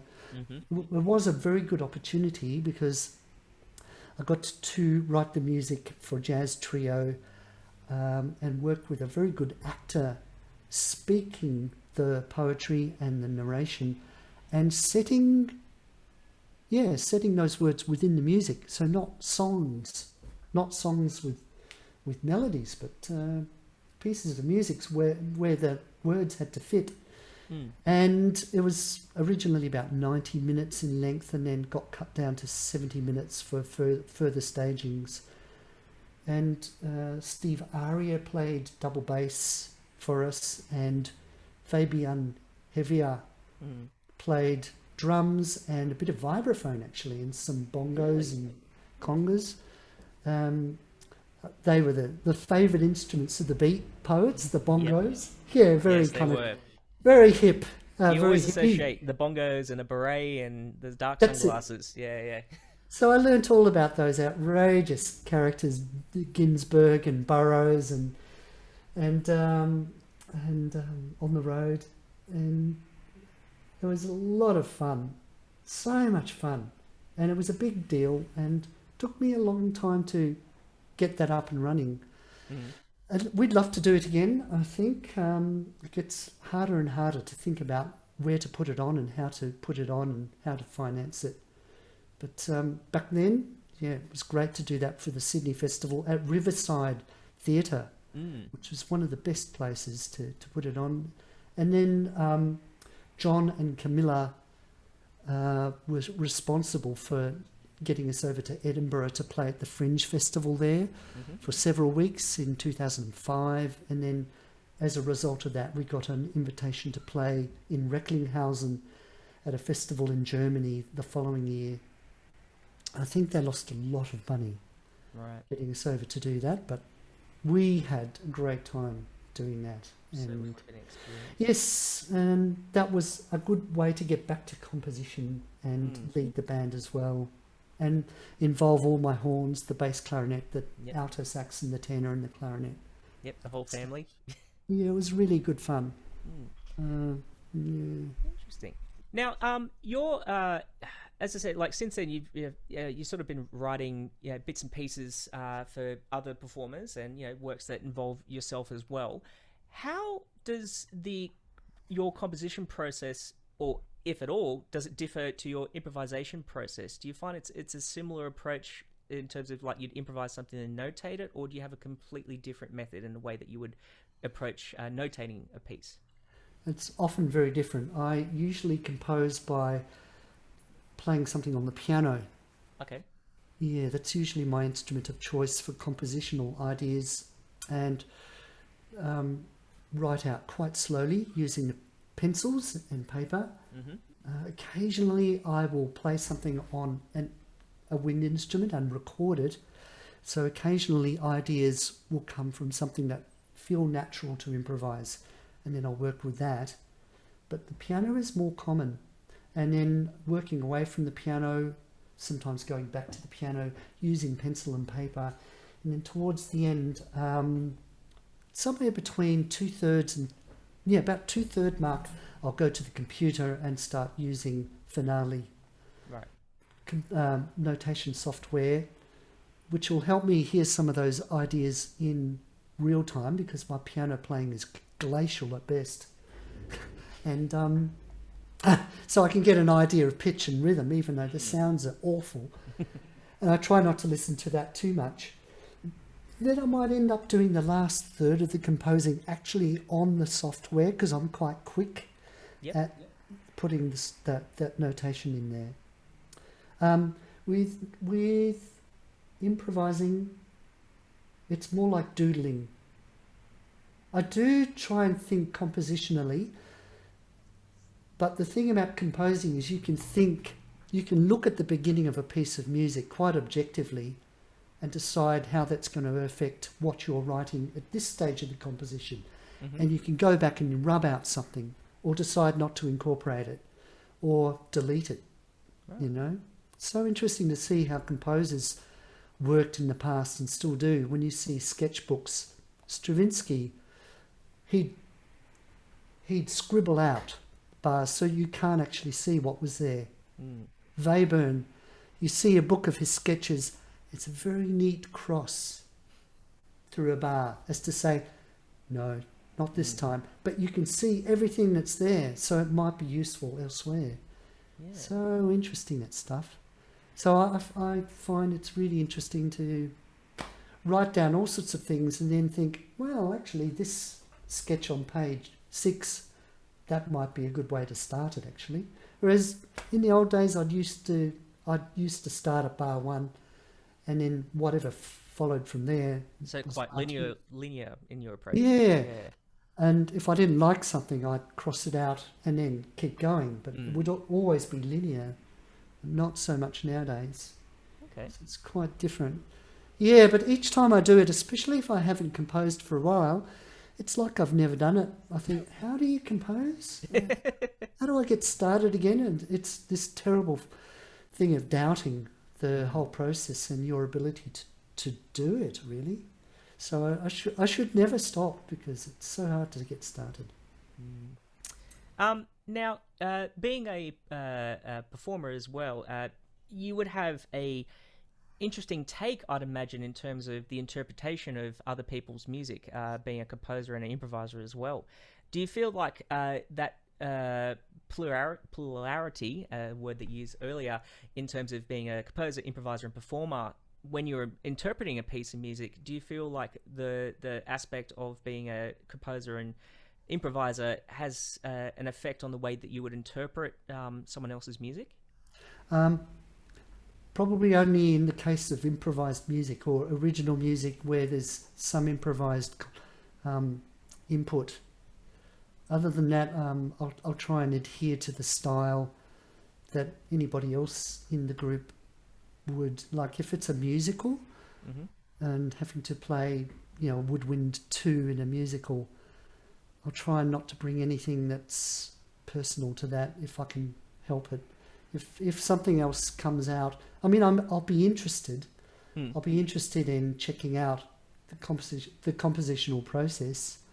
So that'll probably feed into my enjoyment of whatever I'm doing. But like if I'm in a big band and playing New York, you just try and get as close to the tenor player in Nelson Riddle Orchestra or Quincy Jones playing that. I guess it depends on the with context. That vibrato and that dynamic and that that sort of swing, and listening to the lead player and all of that sort of thing. But when it comes to Mara, or when it comes to any other original group that I play with, I know increasingly nowadays I've been asked to do it because of who I am and what I do, which is, it's so gratifying and privileged to have that. There was a long time when it felt like I was the dep. Right. And so whenever I'd play original music even, I'd be thinking, I'll try and sound like the person that I'm replacing, I'll try and do as good a job as whoever it would be, Bob Birtles or Sandy Evans or anybody. And that's a weight. It's a weight around your neck. And it's not one that the person that asks you to do it wants you to have, quite frankly. They generally would say, be yourself. I don't want you to ask me how I want you to play. I want you to bring your own thing. There was a long time when I'd think, well, I don't know what my own thing is. It took me a long time to get that confidence to think, I'll just play what I think. Decades, actually. Okay. Yeah. All right. No, it's just an interesting response. And as I said, it would be curious to sort of hear your take on it. But again, I guess it sort of depends on the context of what you're playing and things like that. So, yeah. Now, moving onwards, just in terms of, you're also a fabulous educator as well. And you, as evident in our talk today, you have a wealth of knowledge in that head of yours, and you're so willing to share all that knowledge. But in terms of just teaching and approaching a student, again, this is a bit of a loaded question because every student is different in terms of their needs and, again, context of teaching students, whether it be a beginner or a more advanced student. But how would you describe just your general overview in terms of your teaching philosophy? Like, what is your sort of what you're hoping to impart onto students, I guess? You're right. Every student is different and has different enthusiasm and expectations. And I think I'm more successful with some students than others.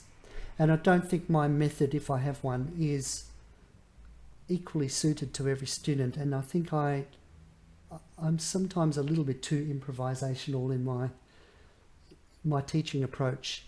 Sometimes I think I'm very well organised and I follow a good trajectory with some students, especially if they're motivated. Helps me know what I'm doing next and what to do next with that student. With some students, it will just seem to drift around. That's difficult. And if their motivation waxes and wanes, I'll sometimes forget where I'm up to with that student. You know, one of the good things about teaching online with Zoom, it's forced me to become a little bit more organised, and I write some teaching notes on every student now. And so I've always got that to look back on, and I email it to the student so they know what I think we've worked on and what they should do next.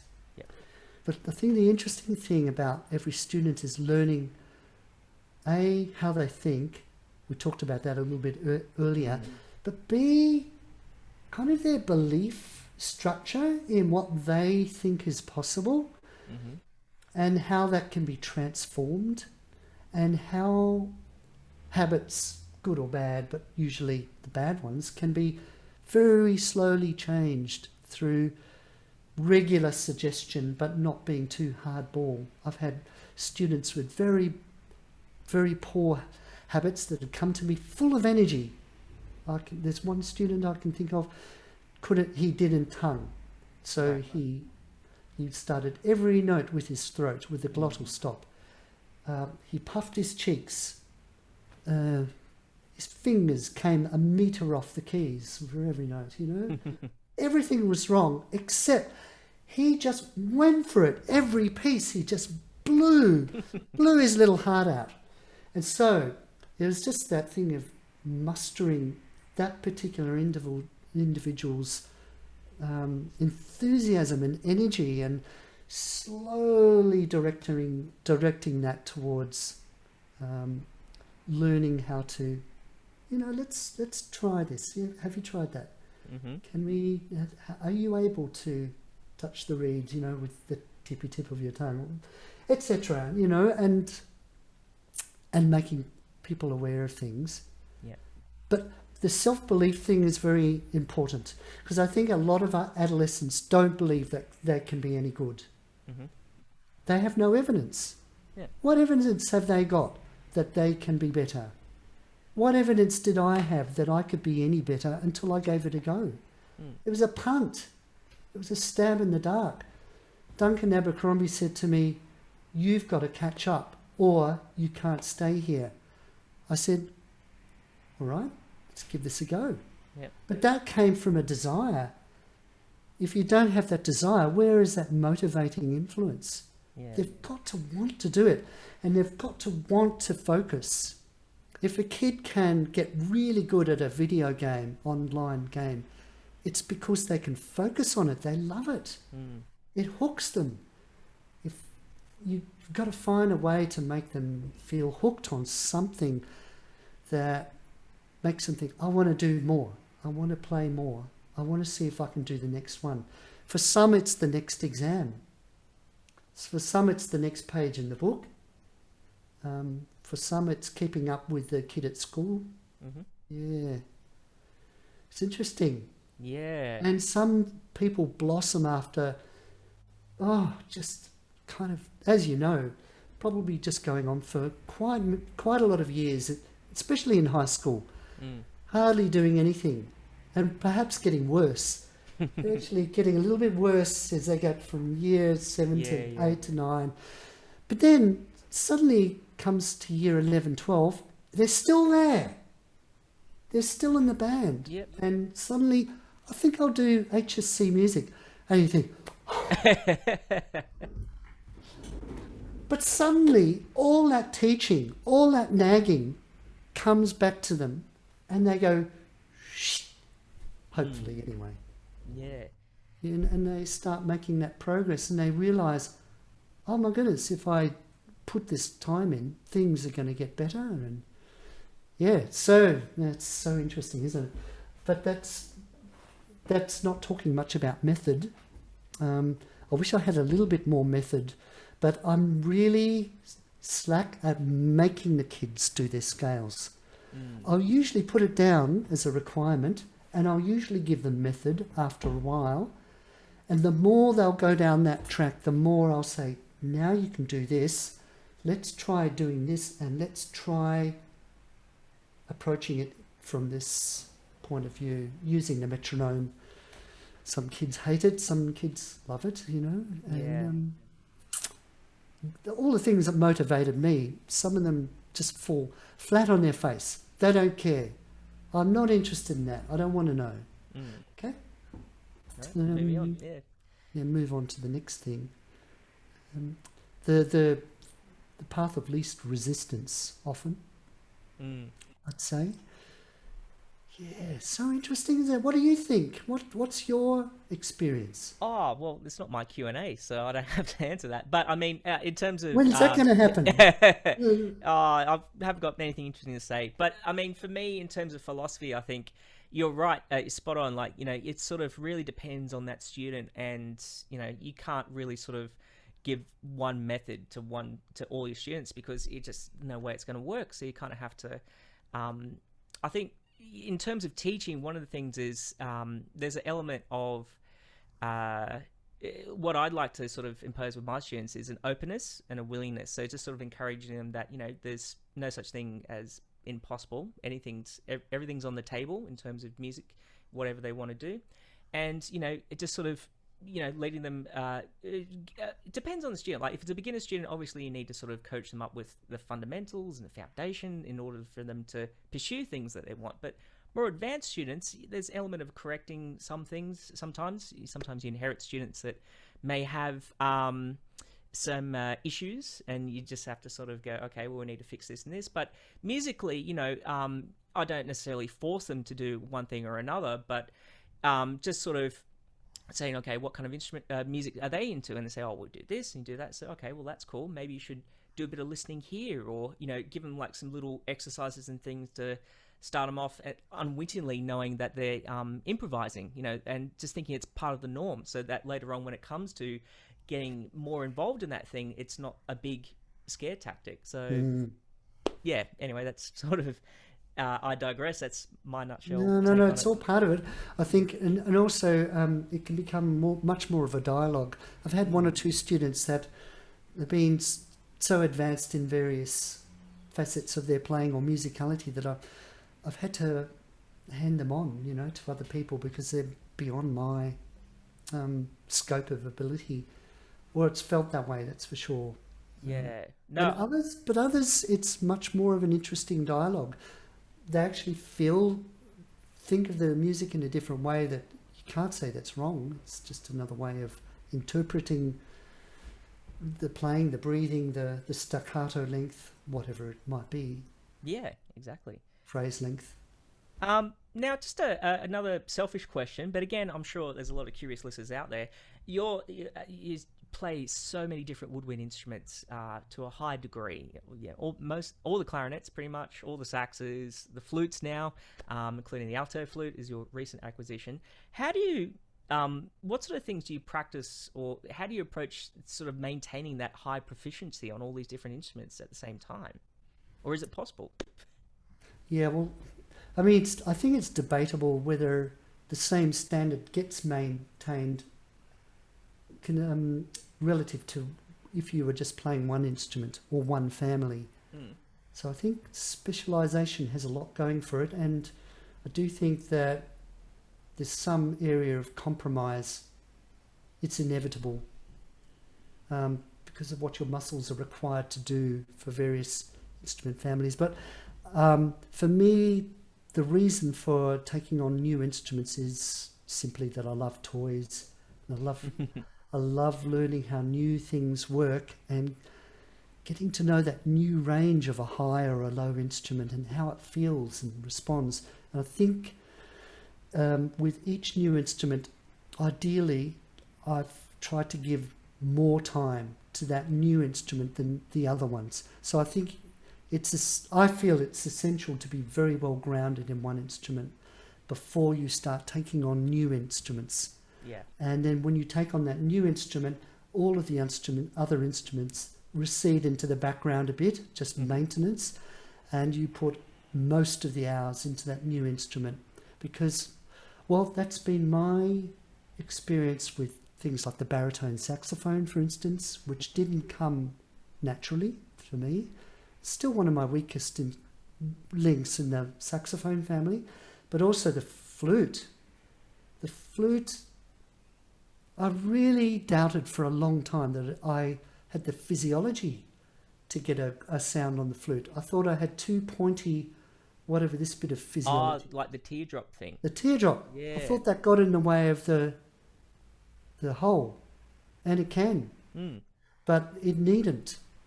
But it's taken years for me to actually get a bit of faith in my ability to make the requisite note come out when I want it to on the flute, and to actually get a confident voice on that instrument.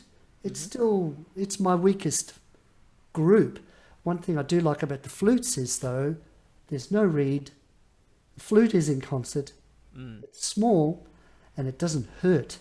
So you can play the flute for hours without getting ulcers on your lip. I get mouth ulcers from playing reed instruments too much. And then that's part of the answer to the question. The other part of it, though, I think when I was really trying to keep them all equally good and gig ready, I had a bit of a roster. Oh, yeah. It was a varied roster. It wasn't an hour on this and an hour on that and so on until you eventually get back to the beginning. It would be a little bit more like little half hours, 2 half hours, maybe 2 full hours on 2 different instruments. Yep. And maybe 1 2-hour block on one instrument to really focus on it.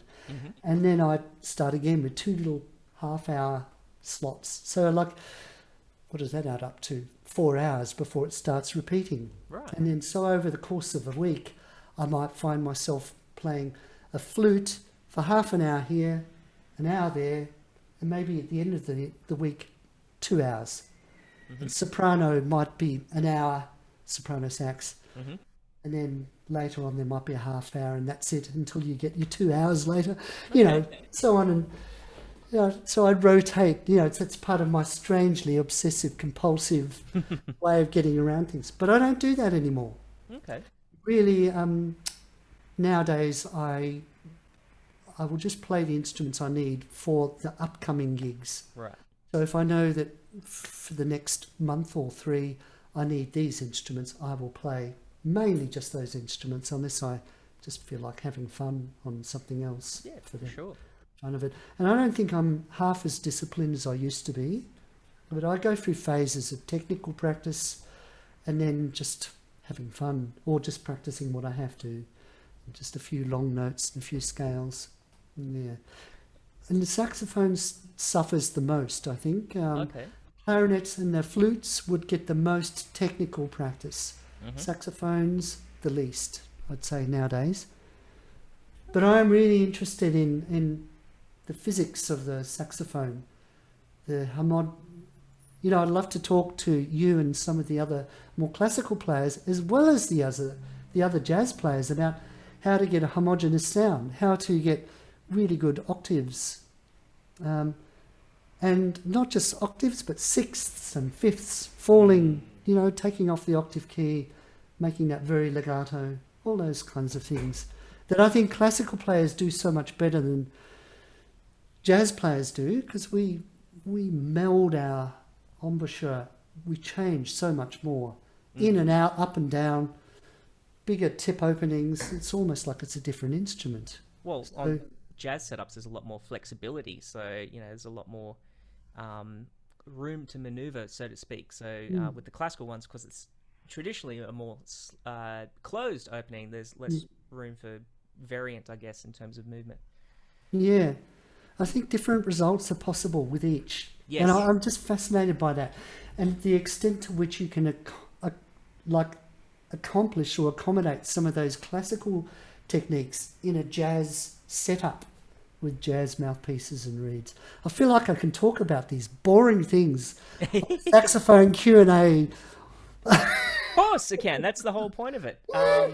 But that's one of those things. Like in my doctoral studies, that was one area I was kind of looking at, was the jazz versus classical setup, and could it be interchangeable for styles? And let's just I say remember. it's a long life study still. Yeah. Okay, so moving on to the next question, just in terms of like educational side of things and things to impart for the younger generation or the current generation per se, well, younger generation, let's say. What sort of advice would you give to musicians today in terms of looking to break into the professional music scene? So say people maybe recently graduated from the conservatorium or some music institution and wanting to make a career out of music. So from your experiences, particularly I would imagine when you first came to Sydney from Tasmania, it's almost like you're sort of starting from scratch and you had to break into a completely new scene, and were there some connections there, or how, like social networking, things like saying yes to random gigs and things like that. How did you sort of what advice would you give?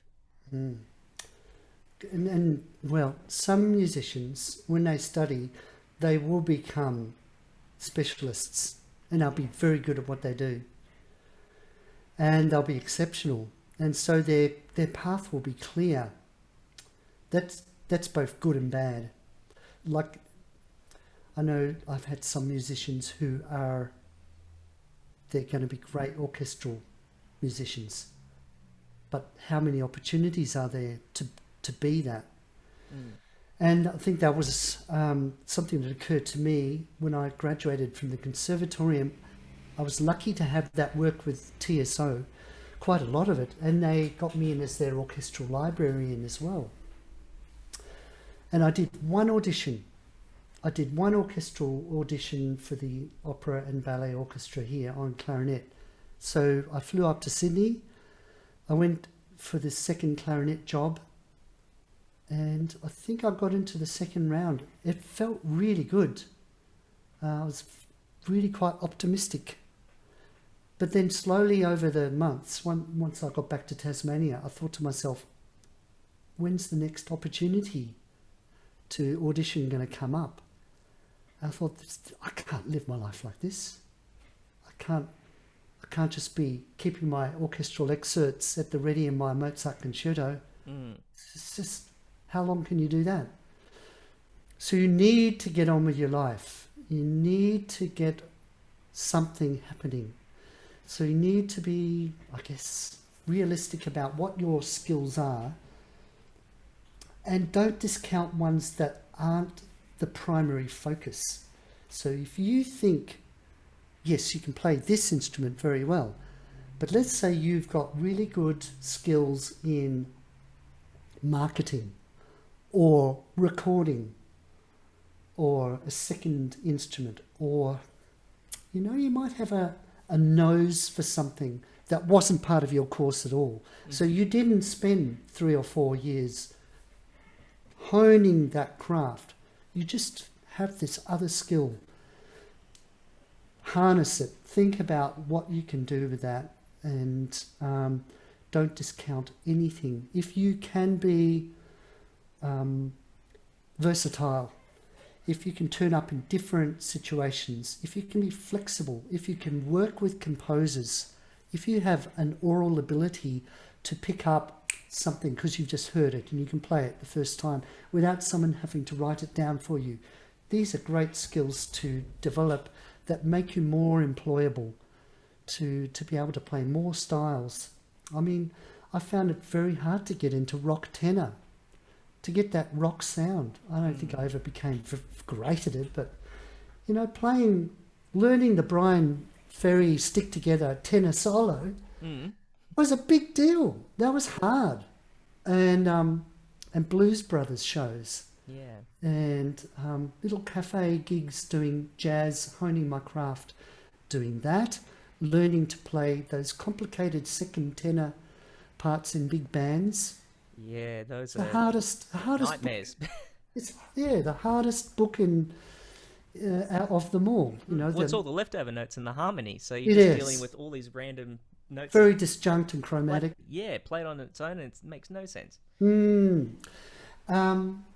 So all of those sorts of things, you have to be realistic, patient, and I think maintain your passion for what it is that you do.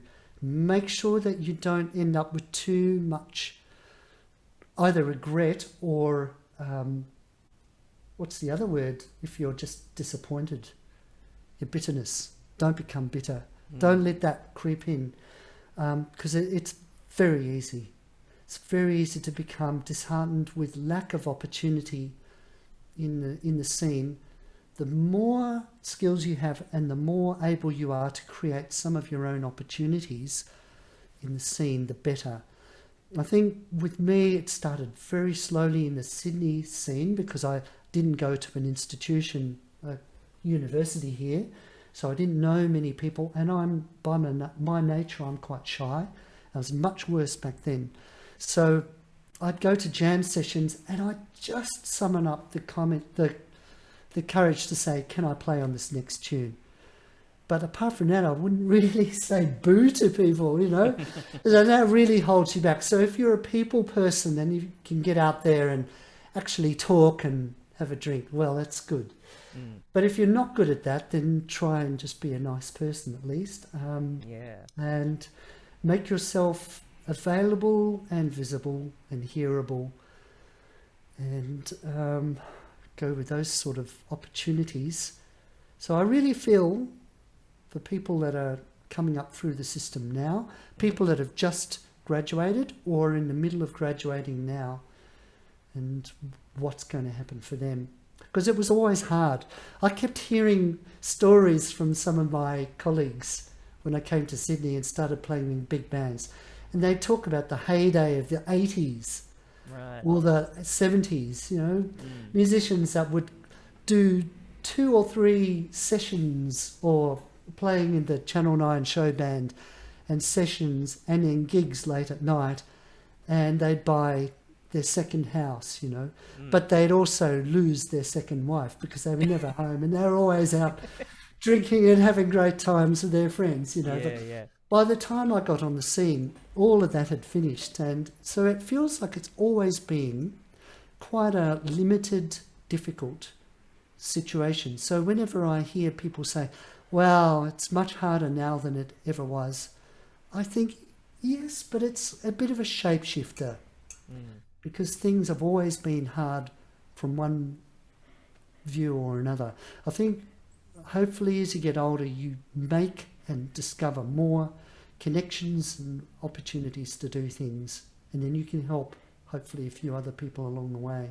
Yes, yeah, and I think one of the key things there you were talking about is also, and again, correct me if I'm wrong, but you know, having that ability to be adaptable to scenarios as well. So you know, versatility, as you say, is important, not only musically but also just in terms of you know, person abilities, and also being diverse in your sort of portfolio in terms of like sort of managing yourself and the way you treat people and things like that. But adaptability, particularly more so now than ever with COVID-19, which leads us into this next thing, which I ask all the guests here is, it's one of those things that has affected all of us in various degrees, particularly in the arts more so than other fields. But for you, how has it, apart from buying an alto flute and playing that, how has it sort of affected you, and how have you sort of adapted your musical output around this craziness? If I didn't have the ability to get by financially, it would be a real worry. And I was concerned about that, and I'm concerned for next year. Teaching has been okay. It's kept me going, and none of my students actually quit when they couldn't have face-to-face. So I'm very lucky from that point of view. And that was a real learning curve. Took up a lot of my energy, as it does for most of us who have had to teach online. I enjoyed the opportunity to not have to work on so many different projects at the same time, learning dots, I do find it stressful. I enjoy it, but learning how to get something right for a show or a big band or an orchestral thing, it's quite tricky. So it's been a bit of long service leave from that point of view, unofficial and unpaid. Although I say unpaid, but I did get JobKeeper for a while, so that was good. But I had done a recording just before lockdown with the String Project, that second album, virtually the week before lockdown. Very lucky to get that in before it was impossible. So that's been a bit of a focus through all of this period, editing that project with Lou Keek, who's been the producer, long distance over Zoom, which has been a real headache, but we got it done. And then mixing it and mastering it, the album, the artwork, all of those things. It's been a great focus, not full time, but it's always been there, something to try and get done by the 3rd of November, which is the album launch. Luckily we got it finished and I got the CDs in time. That's very, very lucky to have something like that to focus on. Yeah. And the Phoenix Central Park opportunity was very timely as well. And I mean, I haven't done much reading before. I'm not much of a reader, but I've been doing a little bit of reading recently and getting into walking and really enjoying those sorts of things. So I think I'm lucky that I enjoy quiet. I do actually enjoy it. I enjoy grabbing a score off the shelf and listening to music, and I'm still very much addicted to the experience of hearing music. But that thing of playing with music, playing with other musicians, it is essential. And after a while, you come to really miss that. I think since July, I've had an average of 1 gig per month. And it's just kept it going for me. That's been all right. They've all been good creative gigs. After next Tuesday, there's nothing really in the book, so we'll see what happens. And see what happens next year. But it's those young musicians and the ones at the beginning of their careers, and the ones wanting to take off, the ones wanting to travel, the ones wanting to do all those things that I feel I've had a good bite of the cherry. I don't think I'm finished doing anything, but I've had a really good go. And I didn't think I'd ever get to that stage where I'd say I think that, but I think that now. I feel quite content from that point of view. So that's nice. And I know things will happen. I know people will always need music. Yes. That no matter how much we have a government that values it less than the price of dust, it doesn't reflect in humanity. People love music, need music. They need a reason to live. They don't just need the means to live. So there will always be something for us to do. Yeah. And another thing that young people need to be able to do is just, if you love something, find a way to finance it. So if music is not going to make a living for you, and if you don't like teaching, don't teach. Find something else so that you can continue to do what you love on some level. And you never know how things are going to change. Yeah, well, that's the thing, I guess. Music is one of those exciting adventures that you just don't know where you're going to end up. And, you know, it's often a case, right place, right time. And, you know, you often get opportunities out of the blue like that. So yes, I would say that most of my career, if I've ever tried to get something, to get an opportunity to get a gig somewhere, anywhere where I've pushed, generally speaking, has not resulted in anything happening, or very little. You know, but usually while I'm pushing to do something there, I get this tap on the shoulder. Oh, would you like to do that? Oh, yeah, sure. Yeah. That'd be great. So it's that idea of just being open to things like that will happen. But some people are very good at making things happen. They've got very good administrative skills, people skills, marketing skills. They know how to formulate or shift whatever it is that they do into a product that that sells. I mean, that sounds very crass, but I mean, all you're doing is that you're finding a way to communicate with people and get through to people so that they want whatever it is that you do. I just don't think I've ever been much good at that. And that's okay. Well, I think you do extremely well considering, so... That's the icing on the cake. It's New York. It's the stuff you don't... It's the stuff you don't see. That's what's kept me going, really. Yeah. On a lighter note, we're coming to the tail end of the interview, but just to sort of lift the mood a little bit. A question I ask all the guests, and could be a bit of a tricky one, but see how we go. If you had 10 minutes to practice, and only 10 minutes, say in between students or, in a very quick break that you might have, what would you practice and why?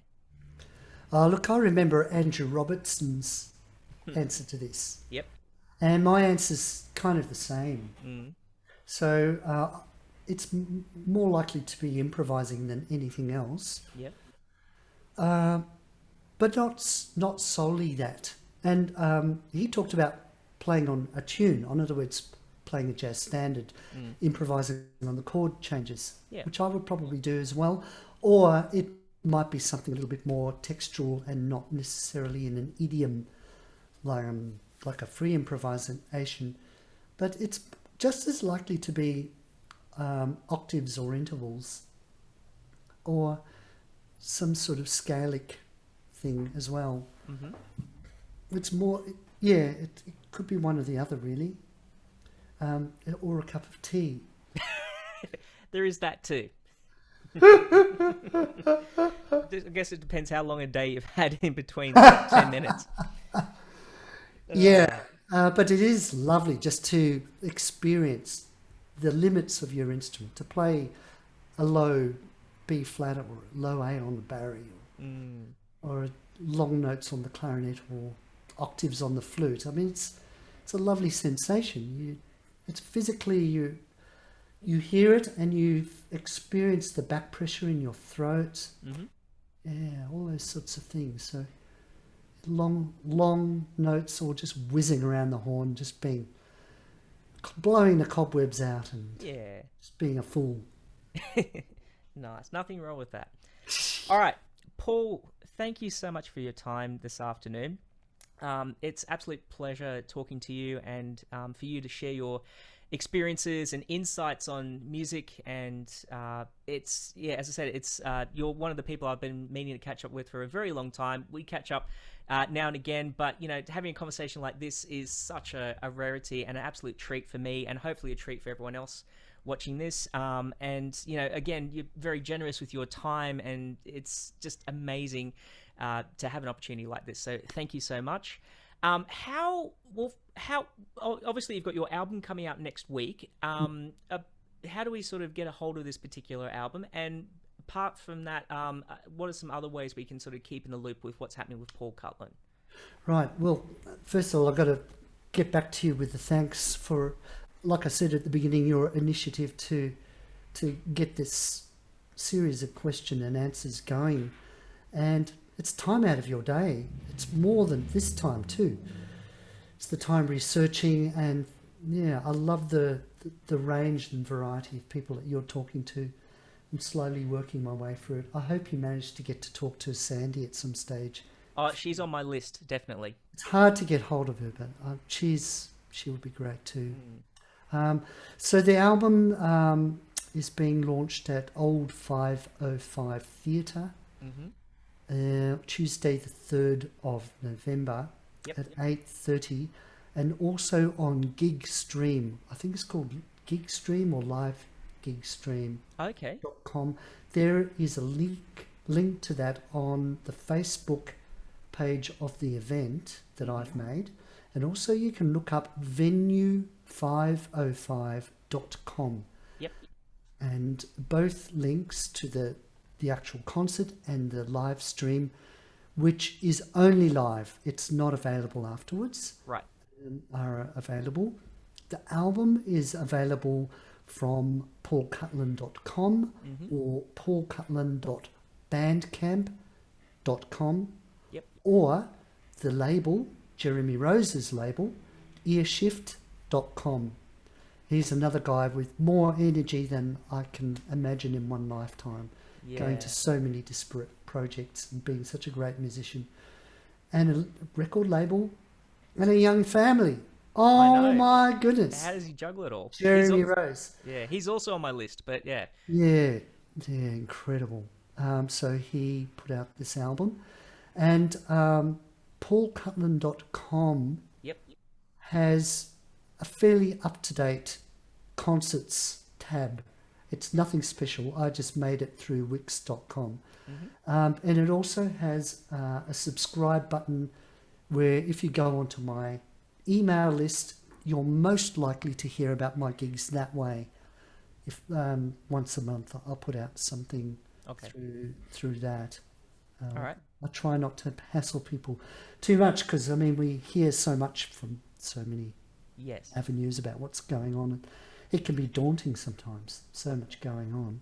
Of course. They're the main things. And the new album called Living, I'm very happy with. Lovely playing and by the rest of the gang, and lovely production.